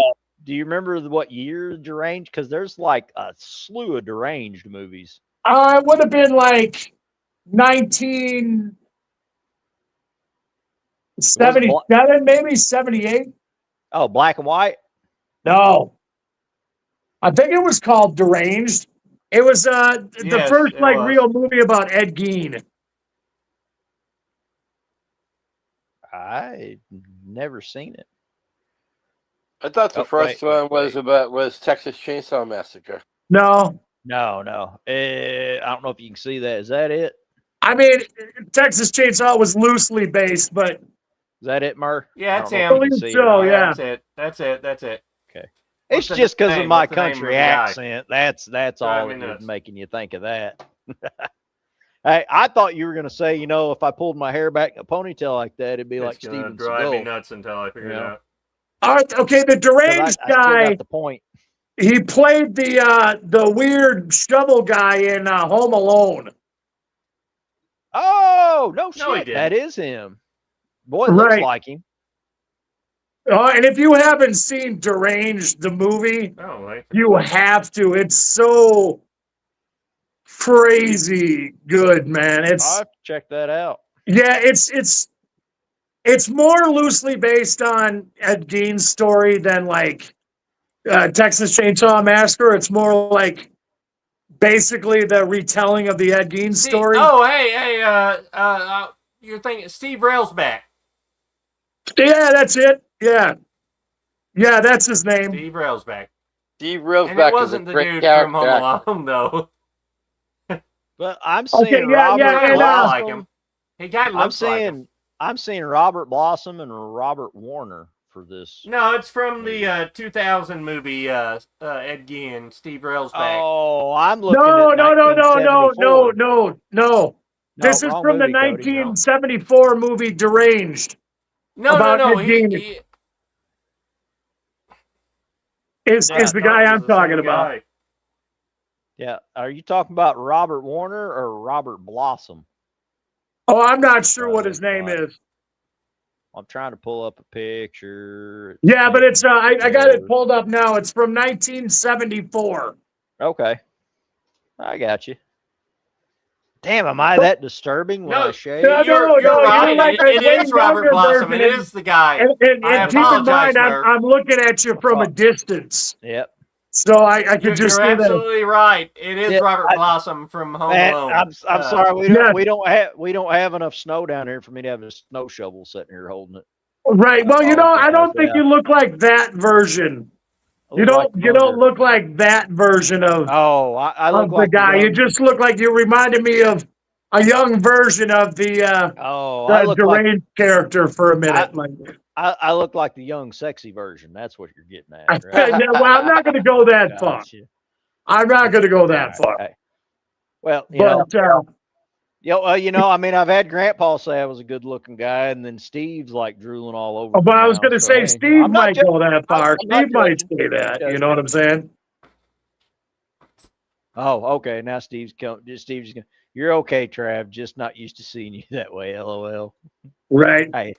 Hey, Steve. I'm not judging. If it done something for you, that's on your playbook, man. Just saying. Yeah. But God, I got a glimpse of my belly on the TV. It's like I told my wife when we started dating. Careful now, I'm addictive, and now we're married, so you can see how far that goes. She's got you, man. Wait. Imagine if Murr shaved. LOL. No. He can't. I mean, that's the face of Big Murr's Shag Carpet Emporium. He can't. That's he can't right. break the It just trademark, you know. I had to shave when I was in the Gotta keep the brand hospital up. so they could fit the equipment on my face. And I was walking around with just a mustache for a while. The And equipment. Wait, the equipment. Was that a oh, nurse? they Or had what to was put that? like a mask on me and shit, like one of those breathing masks. And Oh, you should my have went with beard me. was a little bit too crazy, so Yeah. they shaved off my beard, and I had a mustache, and Gotcha. that was the last time. I mean, this is about as short as it gets over here. So Yeah, same here. Well, actually, I just shaved like before the show, and I've already got freaking stubble coming yeah, in. you can already feel it coming back. I Dude, guess my we need crap to- grows so fast. We It's need to crazy. start a Patreon, and that can be a tier. We'll do a shaved episode. How far Man, are we I am gonna not go with used this? to it. How far are we gonna go with this? I got a lot I can. I'm not shave. shaving my balls. Sorry. Hey, Way how much too they gonna pay? Low and Hey, wrinkly and, dude, hey, hold it. I got to build a 40 by 60 shop. I'm not above it. Just gonna throw that out there. if they're gonna pay, it may happen. But yeah, I get my 40 by 60 shop built, then I will have another CUDA. I will probably buy a rusty piece of shit and build it from nothing, but it will be mine. Because that's about all I can afford now. The freaking prices on them things have went crazy. Sadly, because I sold mine, and now it would probably take $40,000. He sold to buy his it back. CUDA, and I sold my charger. So hindsight's You- 2020. Dude, you That's where we're gave at. yours away for what they're bringing now. Like- Cody, I thought you were gonna say that you're gonna shave your balls so they can be the next flying balls of doom in the next Phantasm movie. They Mine, no, they don't fly high enough it anymore. won't They work. stay way too low to the Say ground. they fly too low. I mean, it looked more like two gerbils running across the yard than it And would silver balls. fucking some old droopies up in the place. Man, could you imagine how much silver spray paint you'd go through to try to keep them spears shiny? Especially Right. in our humidity. In our humidity, it'd be impossible. And how would we explain that? What, We're spray out painting there. your balls? Yeah, we're out there getting ready to film a shot, and then Cody's dad walks in the shop. What the hell, kids? I always knew you boys were fruity. Spray painting each other's balls and shit. That'd be But crazy. Dad, for a movie, Man, this is not how I saw this show going, but you know what? That's It's going there. I totally saw it. It go always this goes way. there with us, man. You know how it You goes. never know. you know, You know how it you know- goes, signing man. up It for. always goes there. no, Reggie would want this stuff. Right. Absolutely. I got to give a shout out to Don too. If you're a big Phantasm fan, you shouldn't already know about it. If you don't, not only does Reggie and Gigi have a book out that they wrote on Phantasm, but Don also has fiction out, and this was also a great read. Hey, you guys were talking about Reggie and Reggie movies, like other movies besides Phantasm. Do you guys remember a movie like something like a zombie Holocaust with Reggie in it? That's all I can remember. I can't remember the name of it. I can't. It was probably mid-90s. But I don't, not right I- off. You know, I read about it recently whenever I was doing research for the show, Rob, but I didn't write it down. But yeah, there is Yeah. a zombie movie that he's mid in. '90s. Yeah, he plays sort of a Reggie character. Like he's like the one trying to be the See. hero. The Demolitionist. That doesn't sound right though. No, There's only one I see mid I want to '90s. say mid-90s to late 90s. That Little Monster, 1994. Survival Quest, 89. That's about all of them I see. And then I'll have to look it up because there was maybe if Gigi's watching, she would know what I'm talking about. text. Yeah, I don't see it. Metal Man. Metal Man. That sounds so familiar from It does. 2008. Metal Man. Metal Man. It's on. No, I'm thinking of one Joe Bob just covered. Like 3 or 4 shows ago. It was Japanese. I don't think that's the one. I know Reggie wasn't in that, and I don't think he's ever went to Japan. Probably Is not. it called Raiders of the Living Dead? It could be, yeah. Was he in that one? That's not on my list. Yeah, I don't think. No, I don't think so. It's. I just tried to type in Reggie Bannister zombie apocalypse, Okay. and yeah, it doesn't look like he's in it. Okay. They just lumped it into that search category. Well, if I think about it after the show, I'll just post it on the. Yeah, and chime in the link and Yeah. everything. And Let's see. I used to abuse my family's pay-per-view Man. back then, and you had to have a Whoa. security code as a kid, and I knew my security code because my stepfather was always drunk, and all you had to do was ask him, and he's just like, yeah, it's 1, 2, 3, 8. Dude, okay, I'm sorry. I apologize. Survival Quest is not the film I thought it was. I don't think I've seen this. And the reason I didn't is because I think I confused it with the film I did see. But this is actually a Don Coscarelli film, Survival Quest. It's an action thriller film written and directed by Don Coscarelli. Follows a group of city dwellers on a month-long wilderness survival trek led by an instructor named Lance Henkerson, or sorry, drinking, can't pronounce his name, who must fight to stay alive after crossing paths with a sadistic paramilitary group. I'm going to have to watch this. I don't think I've ever watched it, and I think it's because I confused it with the other movie that I was thinking. But Reggie's in it. well, the other movie you said sounded pretty interesting too, actually. Wait a minute, this may be the same movie.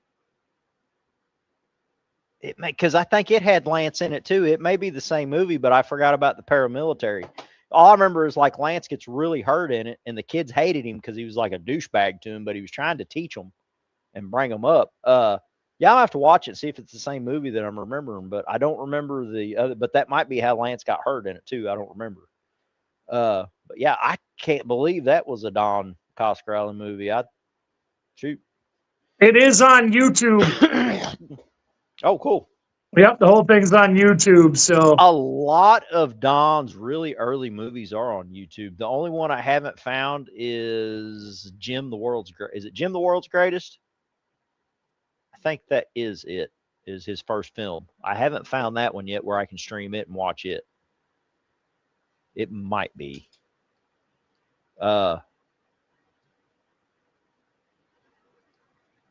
See, what was it? Yeah, Jim's the World's Greatest in '76. That was Don Coscarelli's first film. Sorry, yeah, the beer is starting to kick in. I started off working on my garage today, getting ready to put vinyl siding on it. Had a few issues, and I got to thinking about the show. And then I've never done this on a show. I started getting nervous about this show, like I wasn't gonna. You're doing great. You're doing great. I wasn't gonna be able to pay homage to Reggie, and like I started hitting the beer a little early today. So you're all right, man. Yeah, it's the best way to pay homage to the REGGMAN. And I know it's getting blackout drunk. Hey guys, I know that Gigi appreciates this stuff. I do know that. Oh man, we're not doing near a good enough job to honor him the way he needs to be honored. But for some country redneck folk that grew up watching this, I'll do what I can. Well, Trav, you know all the story, and I know a lot of it. Why don't you start off with some of Reggie's early life? Give it, like you said, he was into music at a very young age. Oh yeah. Well, I kind of already covered that in the beginning, Cody. Where he was into music. I've been drinking that much. I think you have, because he got drafted. Yeah. And then come back with his GI Bill and went to acting school with the GI Bill because he wanted to after he was in the war, he wanted to bring something that brought people happiness and stuff they would enjoy. So that's when he went to acting school. And of course, he was always a musician from an early age. Mm-hmm. He was actually in his younger years. What band was that? I I cannot remember. I think I've got it in my notes. Let me check. He was Yeah, I know with. what you're talking about. I didn't write it down either, though. I've got it here somewhere. I'm sorry, y'all. I'm like, yeah, it's in Don's post. He was a founding member of the Greenwood County Singers with music legend Van Dyke Parks. And I do not know who Van Dyke Parks is. That's like several generations out of my. It Burr may sounds know. really familiar, though. Van Like, Dyke I Parks. think I might even have an album by the dude. Yeah, What? he was still in his teens. He was. It was a folk band, which makes sense because I mean that's what a lot of Reggie's music is: the storytelling music. Right. Oh yeah, Van Dyke Parks. That was Dick and Jerry's brother. Wrong ones. I don't think they're from Ripley County.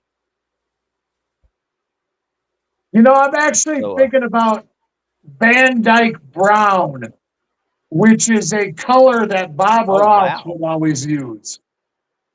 Gonna put a little Van Dyke Brown on here. Yeah, so that's let's put a little happy Van Dyke Brown right yeah, just need a little Van Dyke Brown for the happy little trees.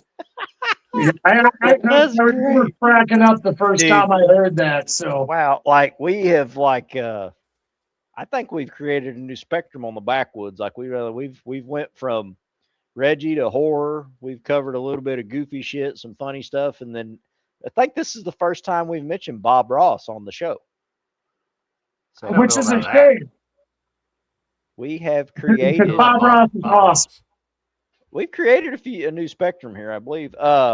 It says that the band toured the country until Reggie received his draft notice and was called to serve. Oh. So I guess he was big enough part of the band that they quit whenever he got drafted. So he was one of the founding members.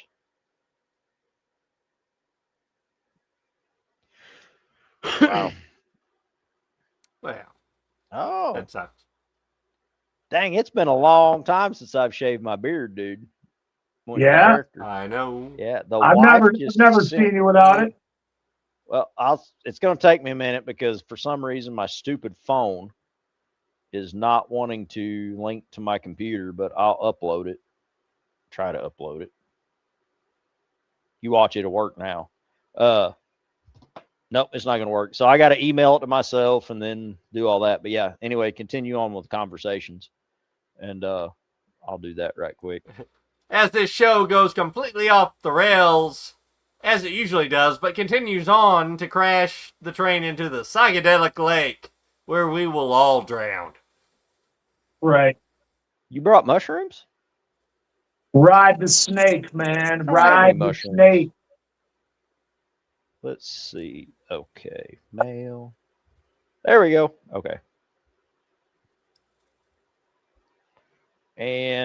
But yeah, I mean, that was pretty much where I left off is when he got drafted. And he said, you know, Reggie's like, man, I wasn't into that war. That's not my thing. I didn't agree with it. But Reggie was also enough of an American and, you know, a man. He's like, I'm not going to run from it if I'm called. So he went.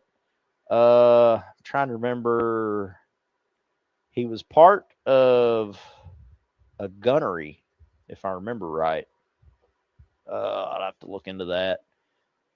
But yeah, he served in Vietnam and made it back home, thankfully.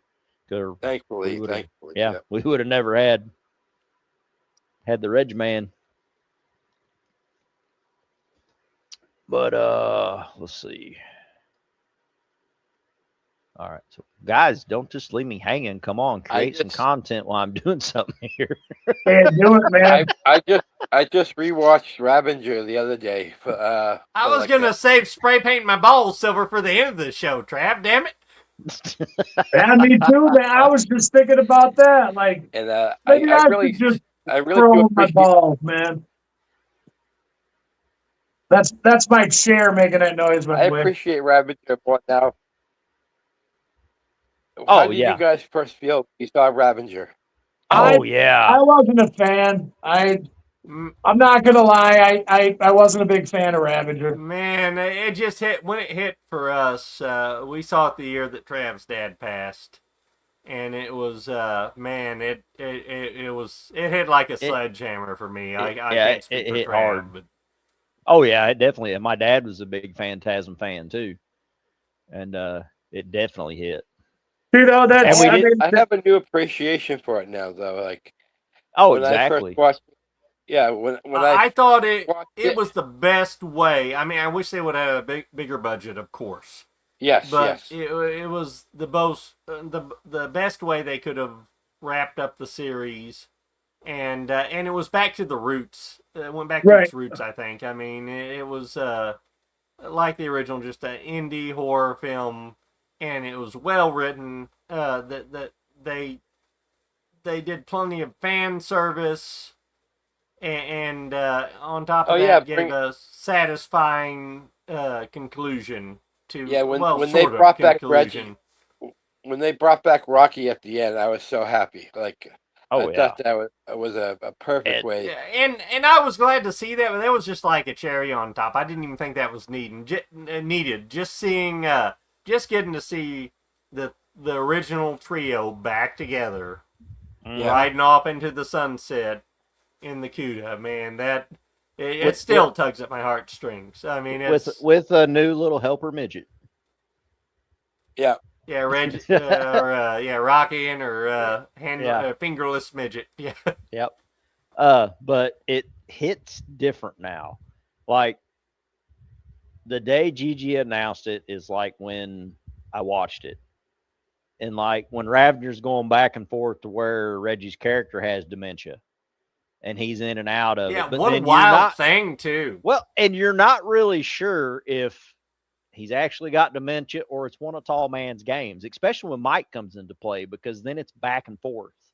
Yeah. You know, and it's like, okay, yeah, well, the character does have dementia back and forth. And then when they're riding off in the sunset and he's sitting in the back of the CUDA and you're not sure if he's sleeping or not. And then it cuts back to Mike and Jody sitting at his bedside.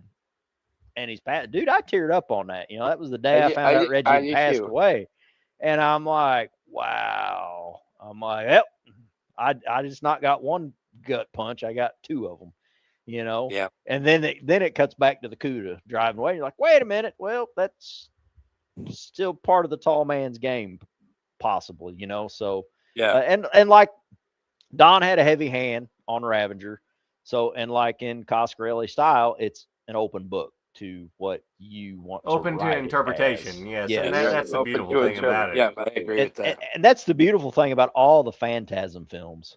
2, not so much, because it was heavily influenced. It's still got the Coscarelli vibe. That being said, I will always studio, recommend 2 as an entry to the entry point. Kinda. I usually will tell people to start with 1, because if they start with 2 like I did and then go back to 1, it's like, what the hell? This guy was a badass in all the other films, and now he's an ice cream man. It's like, what the hell's going on? I agree. So I tell them not to tap out. Watch 1, don't tap out. Watch 2, don't tap out. Watch 3, and that's like when they start coming. Said, 2 would be the one that I would always recommend for non-horror fans. True. Well, as their entry to the series, because it's more action. Unless they're an indie fan, if they like independent films. So, because that's like a complete different spectrum of viewers there. It really depends on I agree with you on that, Cody, because it depends on the person. You have to know the person you're advising it to. But yeah, and that's the thing with all of Coscarelli's films, you know, especially 1, 3, and 4, and even 5. I mean, every time I watch it, I get something new out of it, something I overlooked. And then it twists my brain a little bit. And I'm like, wait a minute. You know, it gives me another theory on the Phantasm realm, which is very, very creative. And you can do it with a book, but to do that on film, that is talent. Yeah. Absolutely. And how amazing is it that we got all of the Phantasm cast back from the very first one to the very last one in 2016. Yeah, almost 40 years later. Yeah. On film. Yeah, it was 36, 37 years. Is that not just freaking amazing? And they all played their role. How many other very franchises, regardless of horror, how many other franchises can claim that? No way. In There's any no way. genre. Except for like Stallone, but I'm pretty sure he's immortal. You know, he Stallone can pretty much write anything and play in it and go, and it's going to be a hit. Well, But, no. I mean, he hasn't even brought back. I mean, like when he did the last Rocky movie he did before the Creed movies, even when he did Rocky Balboa, he didn't bring him back to Talia Shire, and that was only like a. Yeah, see, but he first brought Rocky back- was 76, I think, and then that Yeah. was 2000. So 30 years. 30 years. No, that's no, true. nobody- 40. nobody has True. done- You are correct. yeah, Yeah, but 37 he years. did All bring the same back- cast back. He brought back Spider Rico from the first movie. Spider Rico. I'd forgot The about guy, that. the guy that kept going into the restaurant to clean and do dishes. That was his first opponent in Rocky 1. And it was played by the same actor. Oh, that's cool. I didn't know that. Yep. Look at there, folks. Learn that's something pretty new. Cool. Learn Yeah. something new every day. Besides being a Phantasm fanatic, I am also a Rocky Balboa fanatic. So Oh, I am too. I've got the box set of Rocky. And that's the thing. I bought it at Walmart, like the box set, all the way up to Balboa, at Walmart for like $25, and it was all of them. I'm like, that's oh, not cool. bad at all. Well, and I thought it was DVDs, and I got it home, and it was all Blu-rays. I'm like, oh, cool. And I remember I popped in Rocky 1, and it blew me away because they digitally enhanced from the film on Rocky 1, and it looked great. I mean, it blew me away. I remember I was like messaging Cody. I was like, dude, like I picked up that and like the film is great. And he's like, yeah, dumbass, when they film it on film and then they bring it back over to digital, it looks like that. I was like, I was like, yeah. They don't have a Phantasm box set, do they? No, Yes. I haven't seen Yeah, one. they do. No, they do. I have it. Right here. Walmart had it for a while. Yeah, Walmart had it. and it was Phantasm cheap. Blu-ray. Is it Uh, all five? I just got the DVDs, but Yeah, the Walmart it's got one, all the of 'em. Walmart one was like $20. Yeah, the Walmart's got one, but this is Their one. DVD It's one, yeah. Blu-rays, looks better. and it has. Here's the neat thing. This one comes with extra. I should have broke this book out and skimmed over it. It also has the Phantasm, however you pronounce it, compendium or something. I can't pronounce it. I'm sorry, I've been drinking. But it's got tons of good. Holy shit. You are right, Z. Mahoney. Yeah. We're going to film a new Rocky movie and you got to play Paulie. Okay. You up to it? I am. Yep. Z is correct on that. But yeah, it's got all kinds of information. Yeah, well, you know, if we got who's going to be Rocky? I guess, I mean, the only guy we know, our only buddy we know who lives in Philly is Joey T. We can have Joey T be Rocky. Oh, that'd be a good idea. I don't think Joey T would come up to he'd be like, well, I'll be the coach, man. I don't know if I want to be the guy getting my head pounded. Just all you gotta do is tell him that Mike Patton is standing at the top of those stairs, and all he's gotta do is run to the top to get an autograph. That might no. What about the fight scenes? What are we gonna do there? You know, we can't have a Rocky movie with no fight scenes. It can't all be running up and down stairs, Cody. Come on. We can Okay, I have an answer to that too. He's less than a year away from retirement. Just tell him they're going to take his fucking retirement away if if he doesn't make it to the top of the stairs. There we go. What about Poe being Rocky?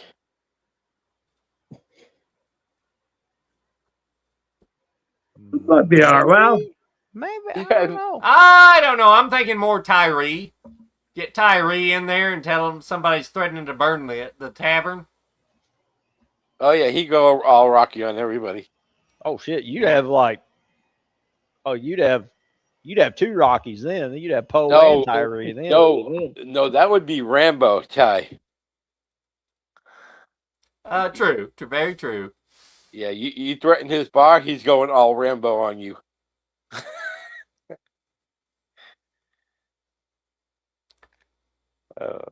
What was that movie with Stephen Lang from a few years ago? That bar movie, futuristic bar movie, where all the old vets were defending the bar. I don't Oh, know, that was man. great. That was great. Oh my It God. was. Damn, I can. We were gonna cover it. We never have yet. We didn't, did we? No, we have not covered it yet. Oh my Stephen gosh. Lang, and it had the dude from the Warriors. Yeah. It had Norm from Cheers was in it. There was one thing that movie was missing that would have kicked it off. If you could have got Reggie in there, well, it'd been too short of a movie. If you got Reggie in there with a 4-barrel shotgun, which then the movie would have been 30 minutes, and that would have been the end of it. So I see why they didn't do Yeah, that. it would have shortened it. Definitely. Yeah. Definitely. Yeah. Reggie would have went in there, kicked that. He'd be like, what? The only movie I remember of Norm from Cheers and was House. What was that movie? Very good movie, though. So, Mahoney, what do you think about the supposedly upcoming Phantasm series? I'm worried, just like you guys are, because I want it as done in its due justice. I think Don should be definitely involved. Definitely. Oh, definitely. Anyone else is going to be, Hollywood's going to want to do some crazy shit with it, some woke shit with it. And Yeah, we I got to know- keep that shit out of that. yeah, I would wish the tall man to be alive one more day to torment fucking Hollywood for doing that shit. Exactly. But I think with the right care, with the right touch, and definitely with Don involved, I would definitely be up for it. And maybe even another movie if they can cast correctly. Because like you guys were saying earlier, it's gonna be hard to replace Angus Scrimm and Reggie Bannister. Man, yeah, just definitely. like I was saying earlier with the Nightmare on Elm Street reboot that's upcoming. You know, as much as I don't want these franchises to die, the shit we grew up with, Yeah, sometimes it's better to just leave this shit. Just in leave the it in the past dust. and, leave it what and go back and revisit it. You know, sometimes you know you can't. Sometimes you just can't recapture that feeling, and that's unfortunately the majority of the time. yeah, well, I agree. I think with if Don Coscarelli can be involved with it, I think I trust him enough to do it justice. But well, it's gonna happen now. So I agree. Yeah. I hope Don But is. like, But- like I was saying, that's a big enough universe with the Phantasm series. They could expand on it without retreading the same stuff. exactly. And possibly, expand it and do something really fun with it. Like a lot of time when Hollywood comes in and they want to remake a classic and they're bringing all this woke bullshit in it. All I get is a clip from Pet Sematary in my head where he's sitting there sometimes dead is better. So, Dead is better. leave the original if you're going to do that. I mean, I'm sorry. This woke shit is a fad. It's going to end. It has to. There's not going to be anybody on the damn planet anymore. Yeah. So, I mean, quit appealing to what is popular and stick to the narrative. Thank you. What is trending? What is popular? Try to do something be entertaining. Do what's entertaining to you from the heart, and something that's not going to make it will resonate a shit ton of money right off the bat, but something that's going to stay iconic, like Reggie Bannister's character, like Don Coscarelli's Phantasm, like Rambo. I mean, stuff that is going to stay for ages. When I'm dead and gone, people still going to be talking about Phantasm. They're still going to be talking about Rambo, Clint Eastwood.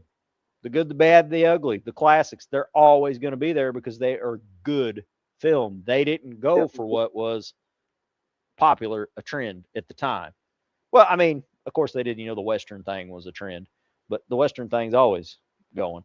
But yeah, stop worrying about what is popular and make good films. Good films will always stay. They will always be here. You know, that's another thing I need kicked in the ass. I have not introduced my kids to Any Which Way You Can or Any Which Way But Loose yet, and I need to do that. Both good films, both great Definitely. movies. Oh yeah, Right turn, Clyde. man, that's another one I'm scared of. Clint's what, 90? How old is Clint now? 5. 95, yeah. 95, yeah, 96. He's the I'm same like, age as Willie. "Ah." Yeah. Give me 6 And- months. I just And lost he Reggie. just announced his retirement from Filmmaking. Everything, yeah. but Well, did- anything.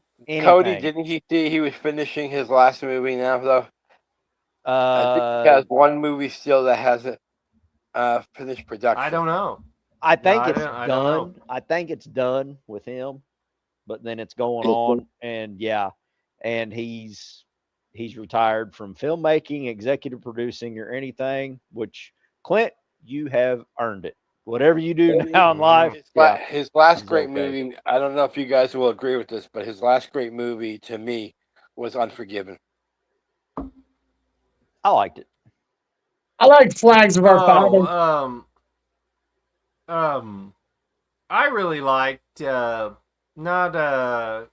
Cry Macho, but the one before that. Gran Turismo? No, the Gran Mule. The Turismo Mule. was good. Oh, the The Mule Mule was was great. Yes. Or Gran Oh, yeah. Torino, sorry. Yeah, Gran Gran Torino. Torino. I Gran love Torino. Gran Torino too. But the Mule Yeah. was the next one after that, I think. But I love both those. You know, he's Oh, I do too. still a great entertainer. The only thing that I hated, and I want to call it Gran Turismo now. Murray, you corrupted my mind. Yeah, I just Gran Torino. I I had to missed think you about it a saying that, while. Gran Torino. And Gran Torino is the ending. You know, I'm expecting freaking Clint Eastwood. I'm expecting to go in there, pull out a freaking cap and ball revolver, empty it, pull out a 45, M1 Grand over the shoulder, maybe a He does combat pull out knife a in one gun. of them's throat. But the way does he pull does out it a was gun, though. great. Oh, he does several times. But the way he does it is great at the end. I mean, he pulls out a lighter and they kill him because he knows that it's going to put them kids in jail. For the and rest it's of gonna their lives. Yeah, I thought it was a badass ending, and man. he's it's dying gonna anyway, so And it's going to protect the kids that he's grown to love. Right. Know? It was good. It was good. It's like, oh, come on. I wanted more Clint. You know, that was just me, though, because Clint's another one of my Well, we all wanted more Clint, heroes. but it was a statement on him, too, that he's old and he Oh, can't be busting out, killing man. everybody. I remember when The Unforgiven come out, like that was my dad's hero, Clint Eastwood. You know, my dad was like I am on Reggie. And when The Unforgiven come out, Dad hated that movie. He's like, he fell off his damn horse. And I'm like, oh, Dad, he's getting older. And Dad just gave me a look. I'm like, okay. Yeah, he's like time to retired. Shut up. The movie, Like, it's time to shut yeah. up. You know, I was In going the to get movie, the he's- discussion like we do, but I knew better. Dad would have went smack.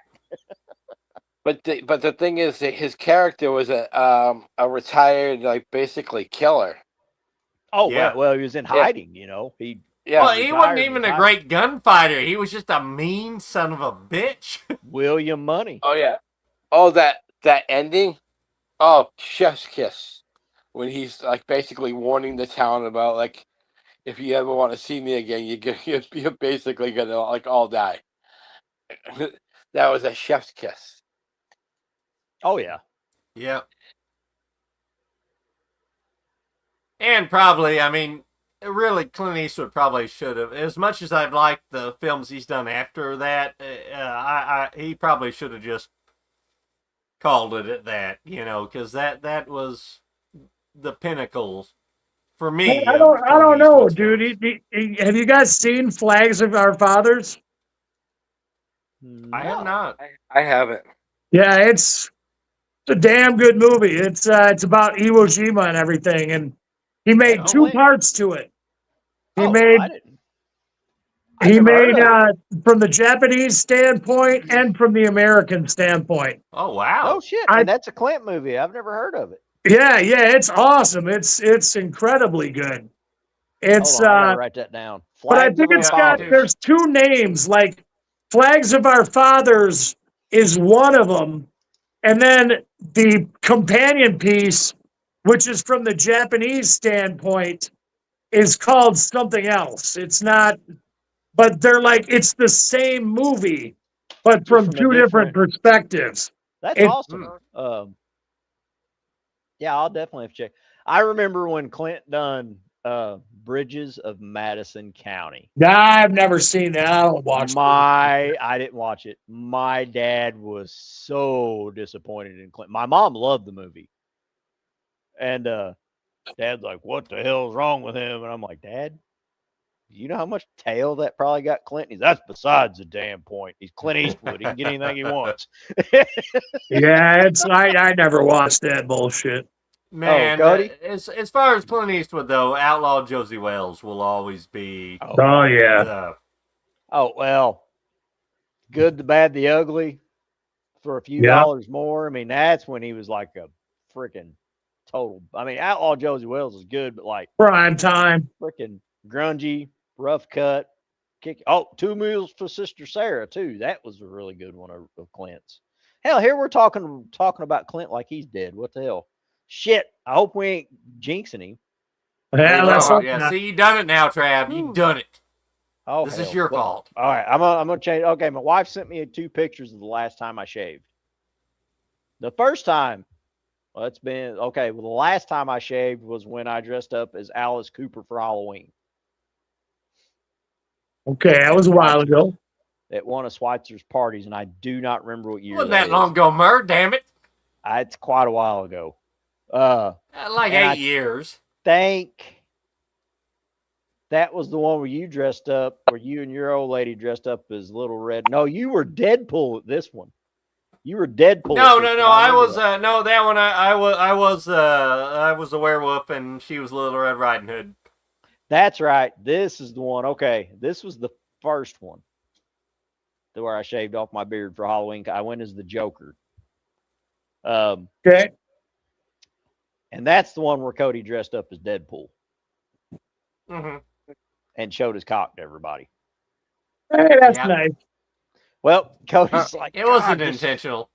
He bought a Deadpool costume. It was like a onesie, but it had like Didn't have a It piss wasn't hole even- in it. it wasn't even a zipper in the back. It was like Velcro. And he's like, God, I gotta piss. Trav, help me. And like I opened that, and then and the hood like come from the front. And he's like, oh, crap. And he's got trying to piss. I'm like, dude, just cut a hole in the front of it. He's like, what? I'm like, dude, you're not gonna wear the costume. It's like a $20 Temu costume. Don't worry, just cut a fucking slit. Nobody's gonna know. Man, that's a great idea. You know, because he's about to piss himself. I don't know how many times. He's like, Trav, get my back. Get my back. You know, he's trying to run outside. So he cuts that hole in the front, and then he was wearing, was it open fly boxers? Yeah. Everybody's drunk. I was sitting in the floor. So I'm eye freaking level, you know, because everybody, and Cody's in the middle of the story. I don't remember the story. All I remember is I took a drink. I looked up, and Cody's over here, and he's really animated. All of a sudden, I look, and something, Cody stands up, and something goes flop. And I'm like, oh. And I'm sitting there looking at it, and I look at everybody, and everybody's looking at Cody. I'm like, damn it. I'm the only one that notices his cock's out. And I let the story go on for a good while, at least another 30, 45 seconds. Finally, hey, Cody, what? And I'm like, your cock's out. He's like, what? And about that time, everybody got like, oh, Cody's like, oh, and he goes to grab it and cross his legs, and he knocks his foot out from under himself and falls. And, Oh, Nice. and then he's trying to tuck everything back in. Oh, it was great.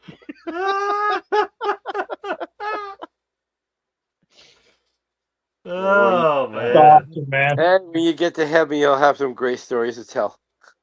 Do what? I said when he gets to heaven, he'll have a lot of great stories to tell. Yeah. Well, I'm worried Well, about one time my that cock was because- out for all I'm the pretty same. sure- Or a lot of Yeah. You see, Lord, it wasn't as bad as it sounds. I'm pretty sure when one of us dies, we're going to be standing at the pearly gates and we're like, wait, you can't come in yet. And they're like, okay. And they're going to stand there like, hey, well, why am I? You got to wait for the other one to get up here. We're not going through this twice. So, Right. I'm pretty sure they're going to wait for us to get up there. Let's So hope they whichever get one's my up there body first, when we're we get gonna up walk there. up there and look, and be like, "Oh shit, you've been waiting on me. This isn't gonna be good, is it?"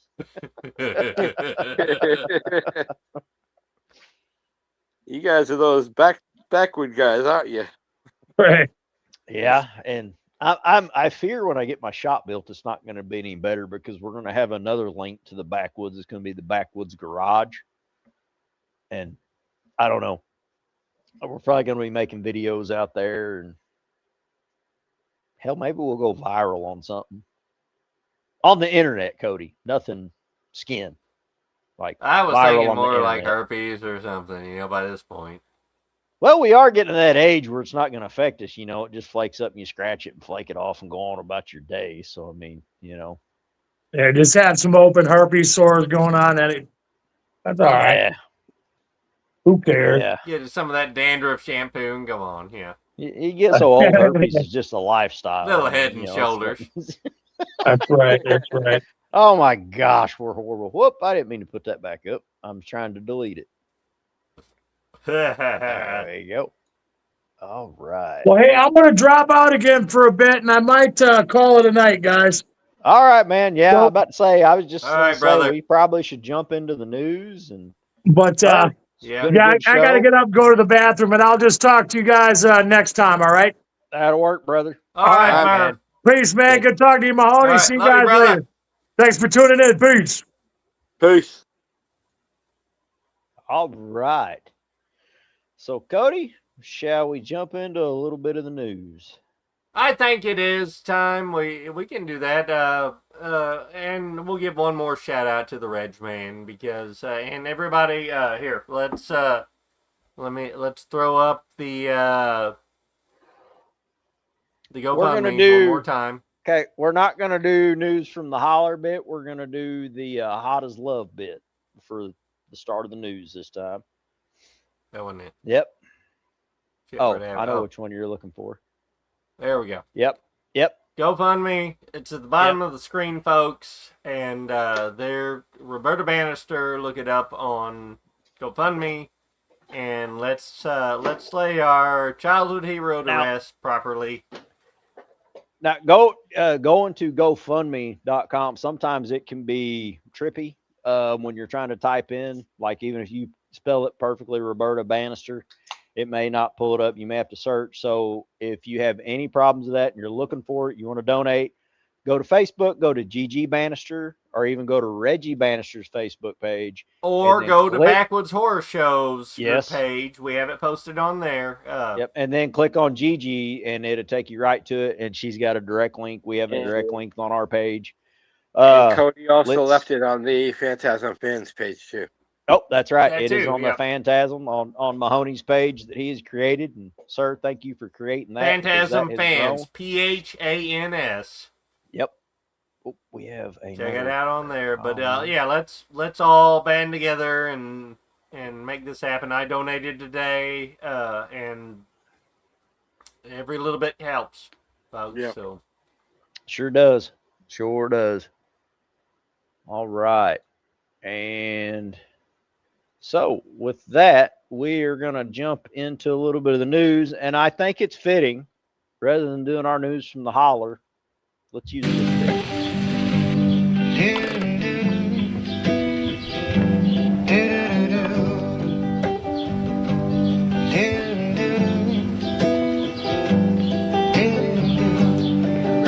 Yeah, working on it.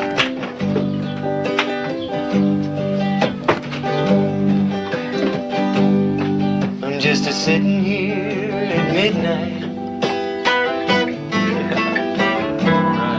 and I'll be sitting here till noon. You see, my lady left me lonely. Yes, she did. Baby left me blue.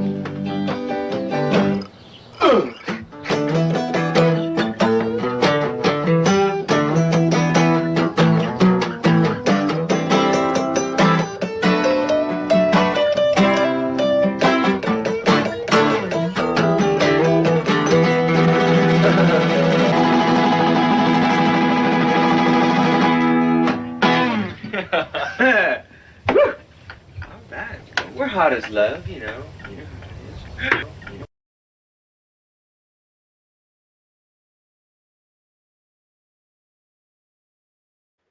Man, and that is my only hope that this show will become hot as love one day. Honestly, if we can get just not right there, but like right here on the spectrum of that, really. Warm And, as love. Warm as love. Yeah, yeah. We'll be doing good to get lukewarm, to tell you the truth. We'll never At reach this point in Reggie life. status. Never reach Reggie status, but yeah. So anyway, we're gonna jump in the news, and like we normally like to do it, we Sorry about oh, you're good. We start off with a Debbie Downer where we do celebrity deaths. So we're gonna start Yeah. off with Hayden passed away at 36 freaking years old, man. Yeah. I never could pronounce her name, but I always thought she was great. I started watching her in Heroes, and I loved that show, the first season of it at least. Yeah. And then she was in a couple of the later Scream movies, and just such a glowing light of a human being. And yeah. And then she had her demons, like we all do. and yeah, everybody does. But I think the first movie I saw her in was Remember the Titans. oh yeah, I forgot she was in that. Yep. But And yeah, then she. it's sad. Then we've got one that we didn't know, Screaming Mad George, who has done so many special effects, Yeah. has passed away. And we have an iconic director, Hamburger Hill, John Irvin, Hamburger Hill, Raw Deal, and Next of Kin has passed. We have Michael Wright, who's been in quite a bit. Miami Vice, Sugar Hill, Oz, Blacklight. He's been in a lot. And I just don't. Dude, Sadly, I don't remember him. I remember him in Miami Vice, but now I'm a big Miami Vice nerd. I've got the excuse me. I've got the genuine artificial white alligator print with the pink lettering Miami Vice on it, the box set. I'm big into box sets. And here's another one that hit the same day Reggie passed. We lost the original Man at Arms from was it 87? Masters of the Universe. Yep. John Cipher passed away. I didn't know that. I didn't know he passed away. 94. Yeah. 94. Yeah, he made a long time. And then sadly, ZZ Top's drummer, Frank Another Beard. member of ZZ Top. Man, yeah. So now it's just Z. There's no more ZZ Top. It's just Z. So, sadly. Just old passed. Billy Gibbons. Yep. Man, that's got to be a really weird feeling, to be the last one standing. Well, and I think he's the oldest one of the group, too. Oh, no shit. Wow. I'm pretty sure he is, yeah. I believe he is, too. See, I had one of the buddies I worked with. He'd seen him, and he, got backstage passes and all that for after the show. And he went up, and he's like, oh, dude, yeah, the two brothers, they're badass, the two players upstage. But the drummer's just kind of in a corner after the show, and they're like, oh, don't pay attention to him. He's an asshole after a show. He's like, yeah. But he was so wore out after a show. But if you think about it, the drummer is the dude just wailing, dude. And that's back when ZZ Top done an hour and a half, 2 hour shows. Oh, yeah. Well, I just saw Travis Barker on Blink 182's drummer was just on Joe Rogan. And I mean, he was talking about all the fucking cardio and shit he has to do. Oh, yeah. Drumming. You don't realize what it goes in that you play an hour and a half set or a 2 hour set of just fucking nonstop wailing, Don't get me wrong. It's like running a marathon. Is rough on the hands. But drummers are this shit and reaching out, and then their legs too. And none of them are as big as Rush's drummer. Rush had a complete deal that spun around him. Yeah, and it wasn't just there. Yeah, it wasn't there just for show. He used everything. Have you seen the girl that's a drummer for Rush now? No, I haven't. I did. Yeah, really she's good. pretty fucking awesome. She did another Yeah. tour with another big band that lost their big '80s band that lost their drummer. She did that drum solo that Neil used to do with YYZ, and I Oh, was damn. like, wow, like Wow. I didn't think anyone could keep up with Neil, but she was pretty damn good. Like I say, probably she hit 90% of the spots. Oh, wow. That's amazing when you're comparing her to Neil, because that man was like, if you hear the greatest drummers in the world be like, I'm nowhere or I'm nowhere near Neil Peart, you know. Yeah, oh yeah, But that was me and Trav's buddy George that passed. That was his hero, Neil Peart. yeah, because George, he was a drummer. He loved drums. He was All a right, and fucking amazing drummer. Yeah. this one's sad, but it's sad on 2 or 3 different spectrums. Horror legend Tom Savini loses his home in a house fire. I mean, it's horrible when anybody loses their home, but Yeah, can you just imagine all of the Hollywood props we lost in that house fire? Oh, millions of dollars worth of shit. Dude, that because he had that one room. If this is the same house, like where he done like, he never was on MTV Cribs, but like where he done some deals and showed like, you know, he had all kinds of stuff. He had the Voorhees mask. He had all of his favorite stuff and stuff he'd create.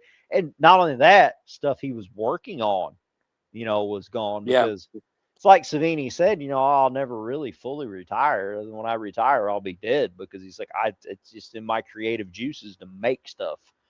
So yeah, just a really sad thing, you know. And then Billy Zane is in a new movie, and I wrote it down, I hope, because all I have is a picture, and I hope I got notes for it. Yeah, Billy Zane. It's a read new that, I don't know. creature feature, Wikia. So I'm not sure if this is about a rental car company that has a creature stuck in it, or if it's it's Australian. It's either Australian or it's at a rental car company, Wikia. It kind of sounds like a bad rental car company, doesn't it? And let's see. I think the rest of these are yours, Cody. So we got this one. Yeah, Dave Bautista is now replacing Ryan Hurst, Opie from Sons of Anarchy, as Kratos in the Prime series God of War. Because Ryan Hurst, he suffered a bicep tear, severe bicep tear, which that's right, I read about that. yeah, and that, which I was rooting for him as Kratos, which Trav, you're a fan of the game series. I never played it any. The first one I played it, and it was okay.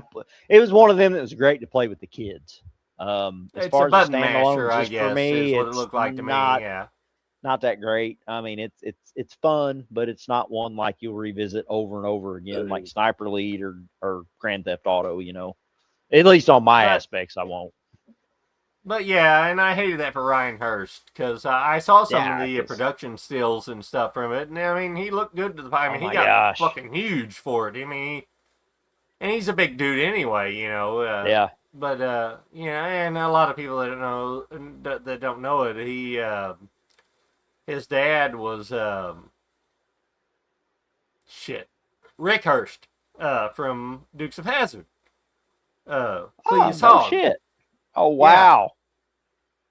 The deputy that replaced Enos on Dukes of Hazzard. Wow. But, which we just lost him this year too. Now he also plays in a Netflix, the Undesirables or Deplorables or something like that. It's a Western. I know he did. It's really good. He did a season of The Walking Dead.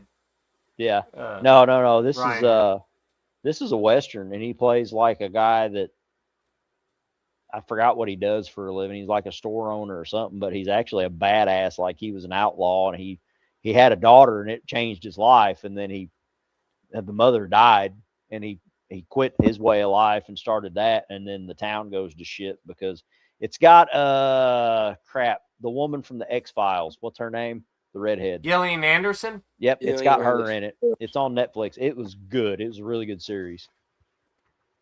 And Cody's running off to pee, and this is his part of the news segment because I don't know what his pictures mean. Hey, do you hear about the Dukes of Hazzard guy that died? Oh yeah, we covered him last show. Yep. Okay. Oh my gosh, why can I not think? Is I've been drinking way too much today. Ben Jones, you motherfucker. Yeah, Ben Jones. There we go. Ben Jones. Yeah, Cooter. Cooter, yeah. Yep, Cooter. Yeah, Cooter passed away. Yeah, we covered him on the last show. Yeah, man. Like I said, man, it's like, dang, it's just like we're not gonna have any guts left by the end of the year. Between last year and this year, you know, which really, I mean, shit, we're close to the end of the year already. How crazy is that? You know, it's already almost September.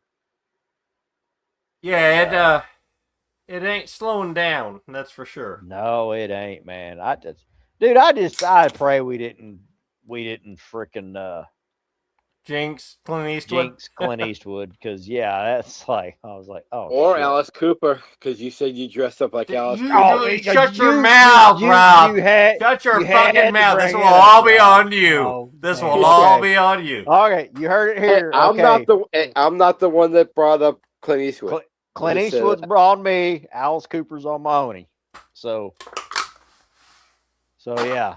All right. And Lord protect them both. you got this one, Cody.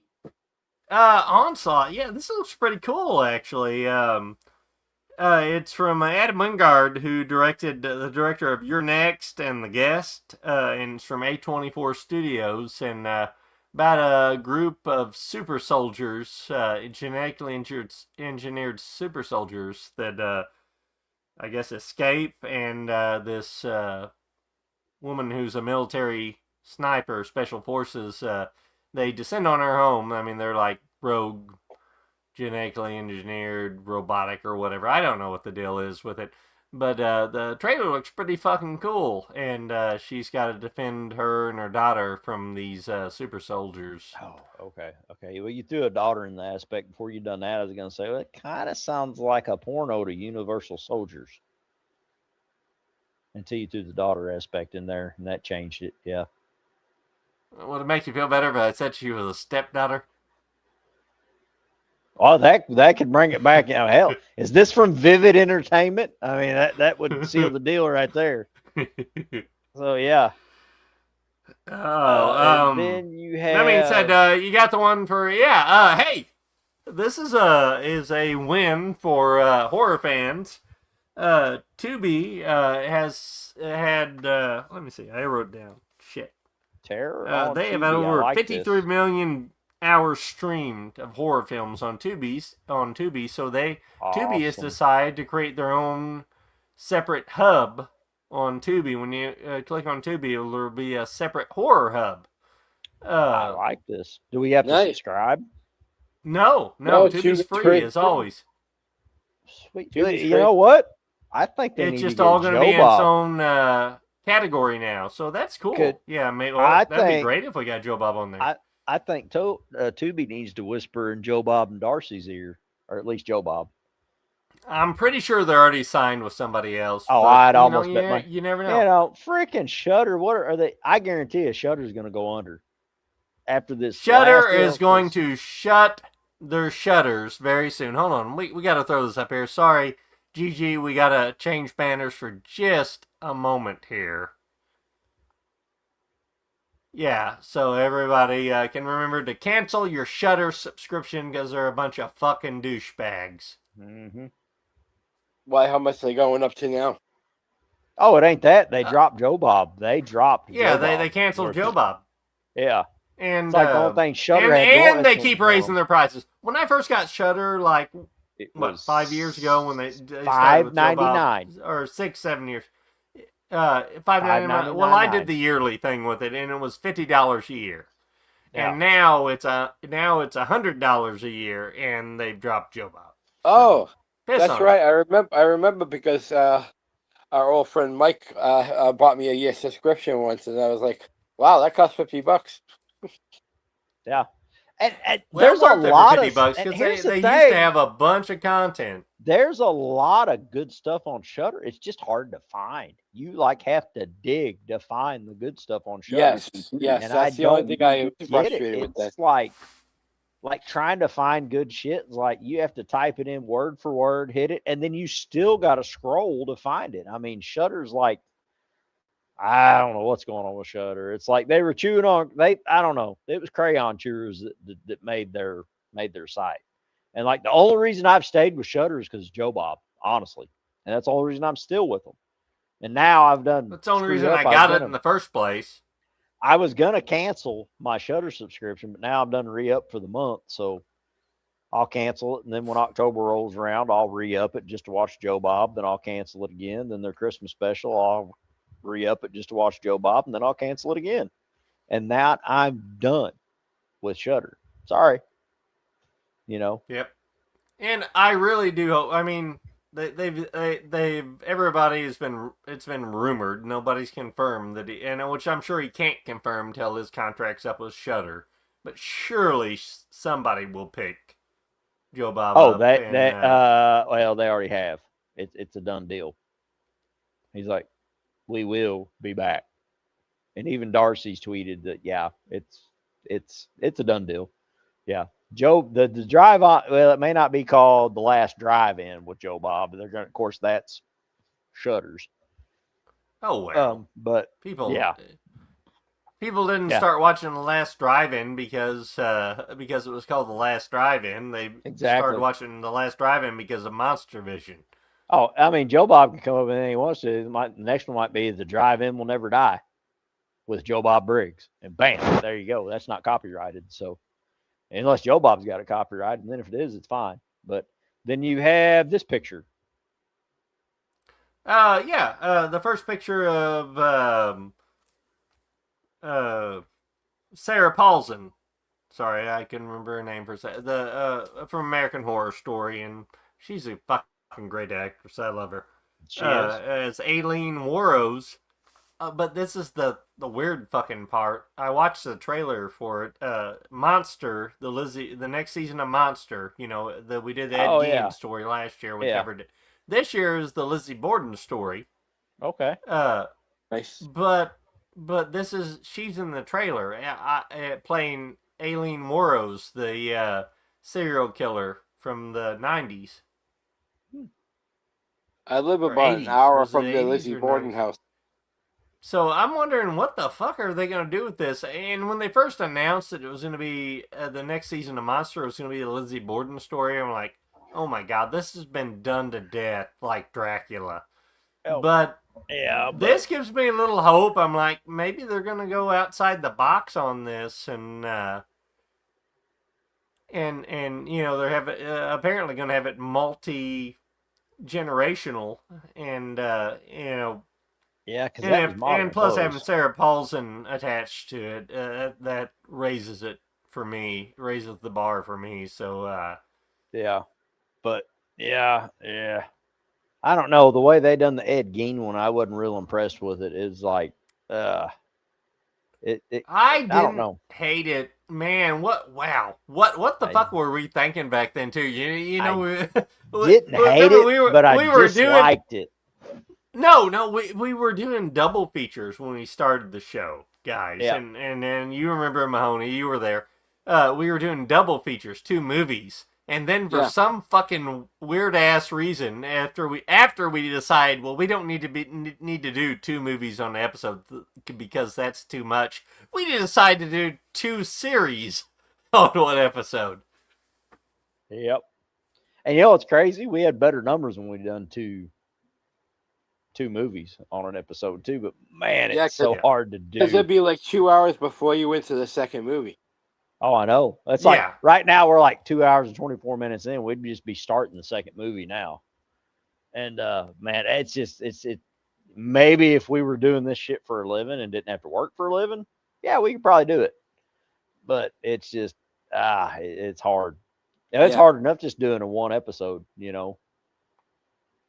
just on a single movie or a special one like this. Oh yeah, especially since we started producing ourselves. Oh, exactly. Yeah. Yeah, we don't have anybody to make us look good now. It's all on me and Cody. Anybody So- who does not appreciate having a producer to do this shit, even on the smallest scale, like we're doing it, you guys, yeah, I don't know what to tell you. You're out of your There mind is because a it's lot of work behind this. yes, A lot of work. yes. Even to on do our the scale. simplest things.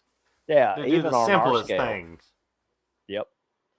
All right, Code, and this is your next picture you had up, Pennywise. HBO has officially renewed Welcome to Derry for season 2, which will be set in 1935. It's going to be a prequel to the prequel. And I still haven't watched all of Welcome to Derry. I haven't watched any of it. We watched what at the when I had the Halloween party at the Halloween party last year. We watched like the first 2 episodes, and then I think online I watched like a reel of the ending of the last episode. Hell, I still haven't watched part 2 of it. Yeah. Go ahead and watch it. You'll be disappointed, but go ahead and watch it. It's got some cool shit in it. But it's man, I hate to sound like a fucking old head, but just stick with the original It miniseries. Yeah, I love the original It. It's I'm better. I'm not a It fan in the first place, so I didn't even mess with any of this. Tim Curry's great. So Tim Curry is great. Tim Curry will always be my Pennywise. And that's not taking anything away from Bill Skarsgård because he does a phenomenal job. Yeah, it had John Boy Walton in it, and that just screws me up. He's like, "Good night, John Boy."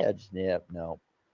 That, and then when it gets to the end with the spider thing and all that, I don't know. It just never was my thing. I don't want to. Well, yeah, and it's not that much better, in my opinion, on the remake for It Part 2. Really? In the modern day, it's not any better. I don't think it's much better. No, they still go with the. I don't want to spoil it for anybody, but they still kind of go with the spider thing, and it's like, oh, why'd you do that? Yep, it doesn't surprise me. It's still a spider, but it's got Bill Skarsgård's clown head on it. I'm like, you thought this would be better? Nah, not really. No. Anyway, spoilers, guys. Sorry. Right. But if you haven't seen it by now, I don't know what to tell you. But that being said, I liked the Welcome to Derry, what I saw of it.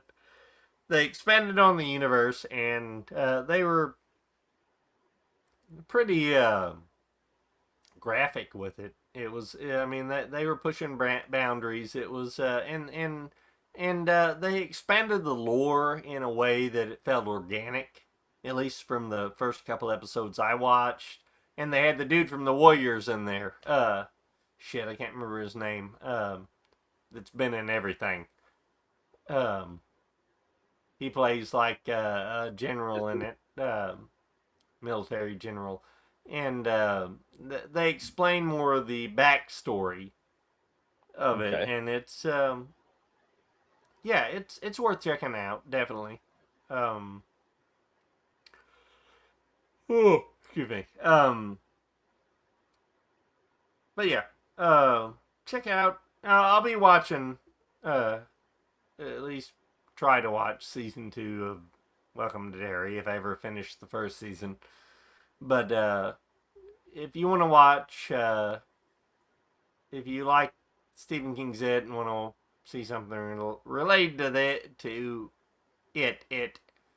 Go and watch the 1990 miniseries, and you'll get more entertainment out of it. I promise. Notwithstanding the ending, Tim Curry's great in it. He is. He really is. Tim Curry's just iconic. But and I think that's all I had for the news, Trav. Unless you got anything else. That's all I got. I guess we will end it with And the we last just got to say, time. let's Trav, let's throw up the GoFundMe one more time. Oh yeah, definitely. Yeah, everybody, please jump on over there to GoFundMe and Yes. help out with our childhood heroes, putting them to rest, his Mhm. funeral Guys expenses. who can't contribute because of financial issues, share, please. Yes. Yeah, Yes. You just share. never know. Exactly. Thank you, Yeah, Mahoney. thanks, Yes. Rob. You never know who Thank you're you. gonna reach by sharing it. Yep. And let's help out our favorite ice cream man, cooter driving, tall man, ass kicking, hero of the day, Reggie Bannister, and his wife, of course, Gigi, because just I just can't fathom what she's going through. She's been through all this trying to do his hospice, trying to make enough money to hire the nurses, doing everything she can on her own, and she's no spring chicken. I don't take no offense to that, Gigi. You're no spring chicken, and you're trying to take care of him. I mean, She's had her health it's tough. issues too. Oh yeah, it's tough. Well, my mom, her fiance, he was a cancer patient, and he finally tapped out. Luckily, VA took him in because I was fixing to say something because it was getting too much on my mom. And he went to the VA and to the fourth floor where I work. And but yeah, she's been there for Reggie all the way through, and she's Yeah, trying to fulfill his final wishes. He doesn't want to be buried, and he don't want to be cremated, and he wants to be in a place where the family, PH, not F, the family, all the fans can come anytime they want. So that's what they're trying to do. I don't want anybody to think that they're trying to skim, like she's trying to skim and make money off Reggie in his passing. The last like dollar. I don't think that I know that's not it at all, y'all. no. She's trying to fulfill his final wishes, and if there's an extra two, three, four, five, whatever's left over, she should be able to use that any way she wants. I mean, because she's put Exactly. so much as they've used up their savings, and yeah, so we need to help out Reggie and his wife because she's still living, folks. So she's gave it all, fulfilling his final wishes. So they need help right now. Yep. So I hope anybody that can give will give, and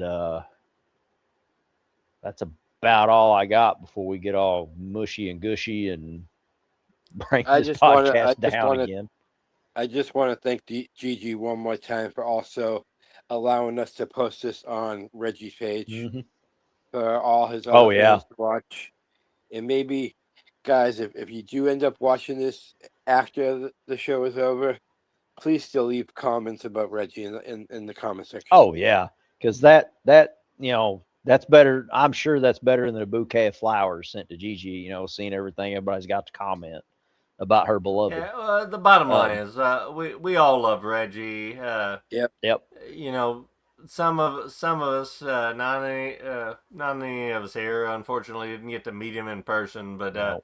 Well, he if was I would still have a listened to huge you, I part of could have. our. Yeah, he was a huge part of our childhood, Oh yeah. and and molded a big part of molding us into the people we are for more better than Definitely. worse, I would say. Well, look, And I'm such a big fan. My hairline even's going, to the way of Reggie. So but So that being said, yeah, everybody, please help out if you can, and let's just let's not let this hero of our childhood go unforgotten. yeah. Yep. Everybody Yep. help out Yep. if you can, Let's and fulfill his final wishes if we can, because I mean, yes, he was a veteran and he can be put in a military graveyard, but he didn't want that. So she is trying to honor his final wishes. So let's help her do that. Yeah. And with that, I would like to close the show on one of my favorite photos from Phantasm when they were just jamming, sitting there. It's the only thing I missed on the show. I apologize. I was going to drink Dos Equis on this show the whole time. And I didn't even think about that, Trav, or I would have got some.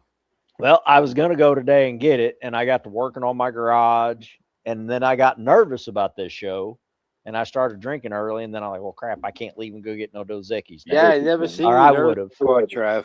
Man, yeah, it's like, well, Reggie's my hero. So, I you know. know, I don't want to screw this one up. So with that, y'all, we appreciate y'all, and we'll appreciate you a hell of a lot more if you'll help Gigi out. And we're gonna call it a good night.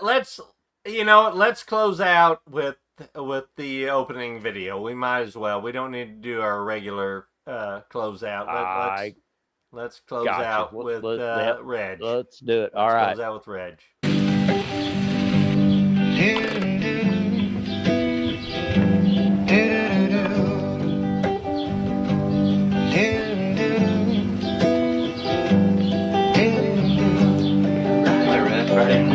Yeah, working on it.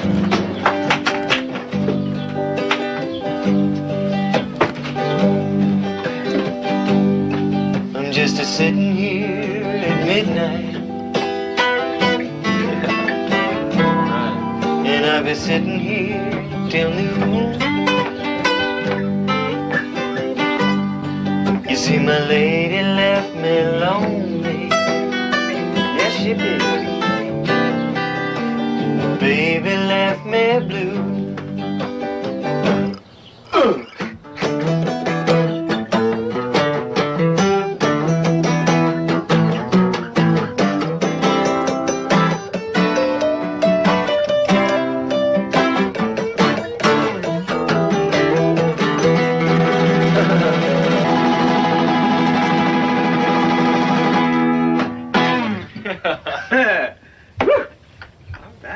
We're hot as love.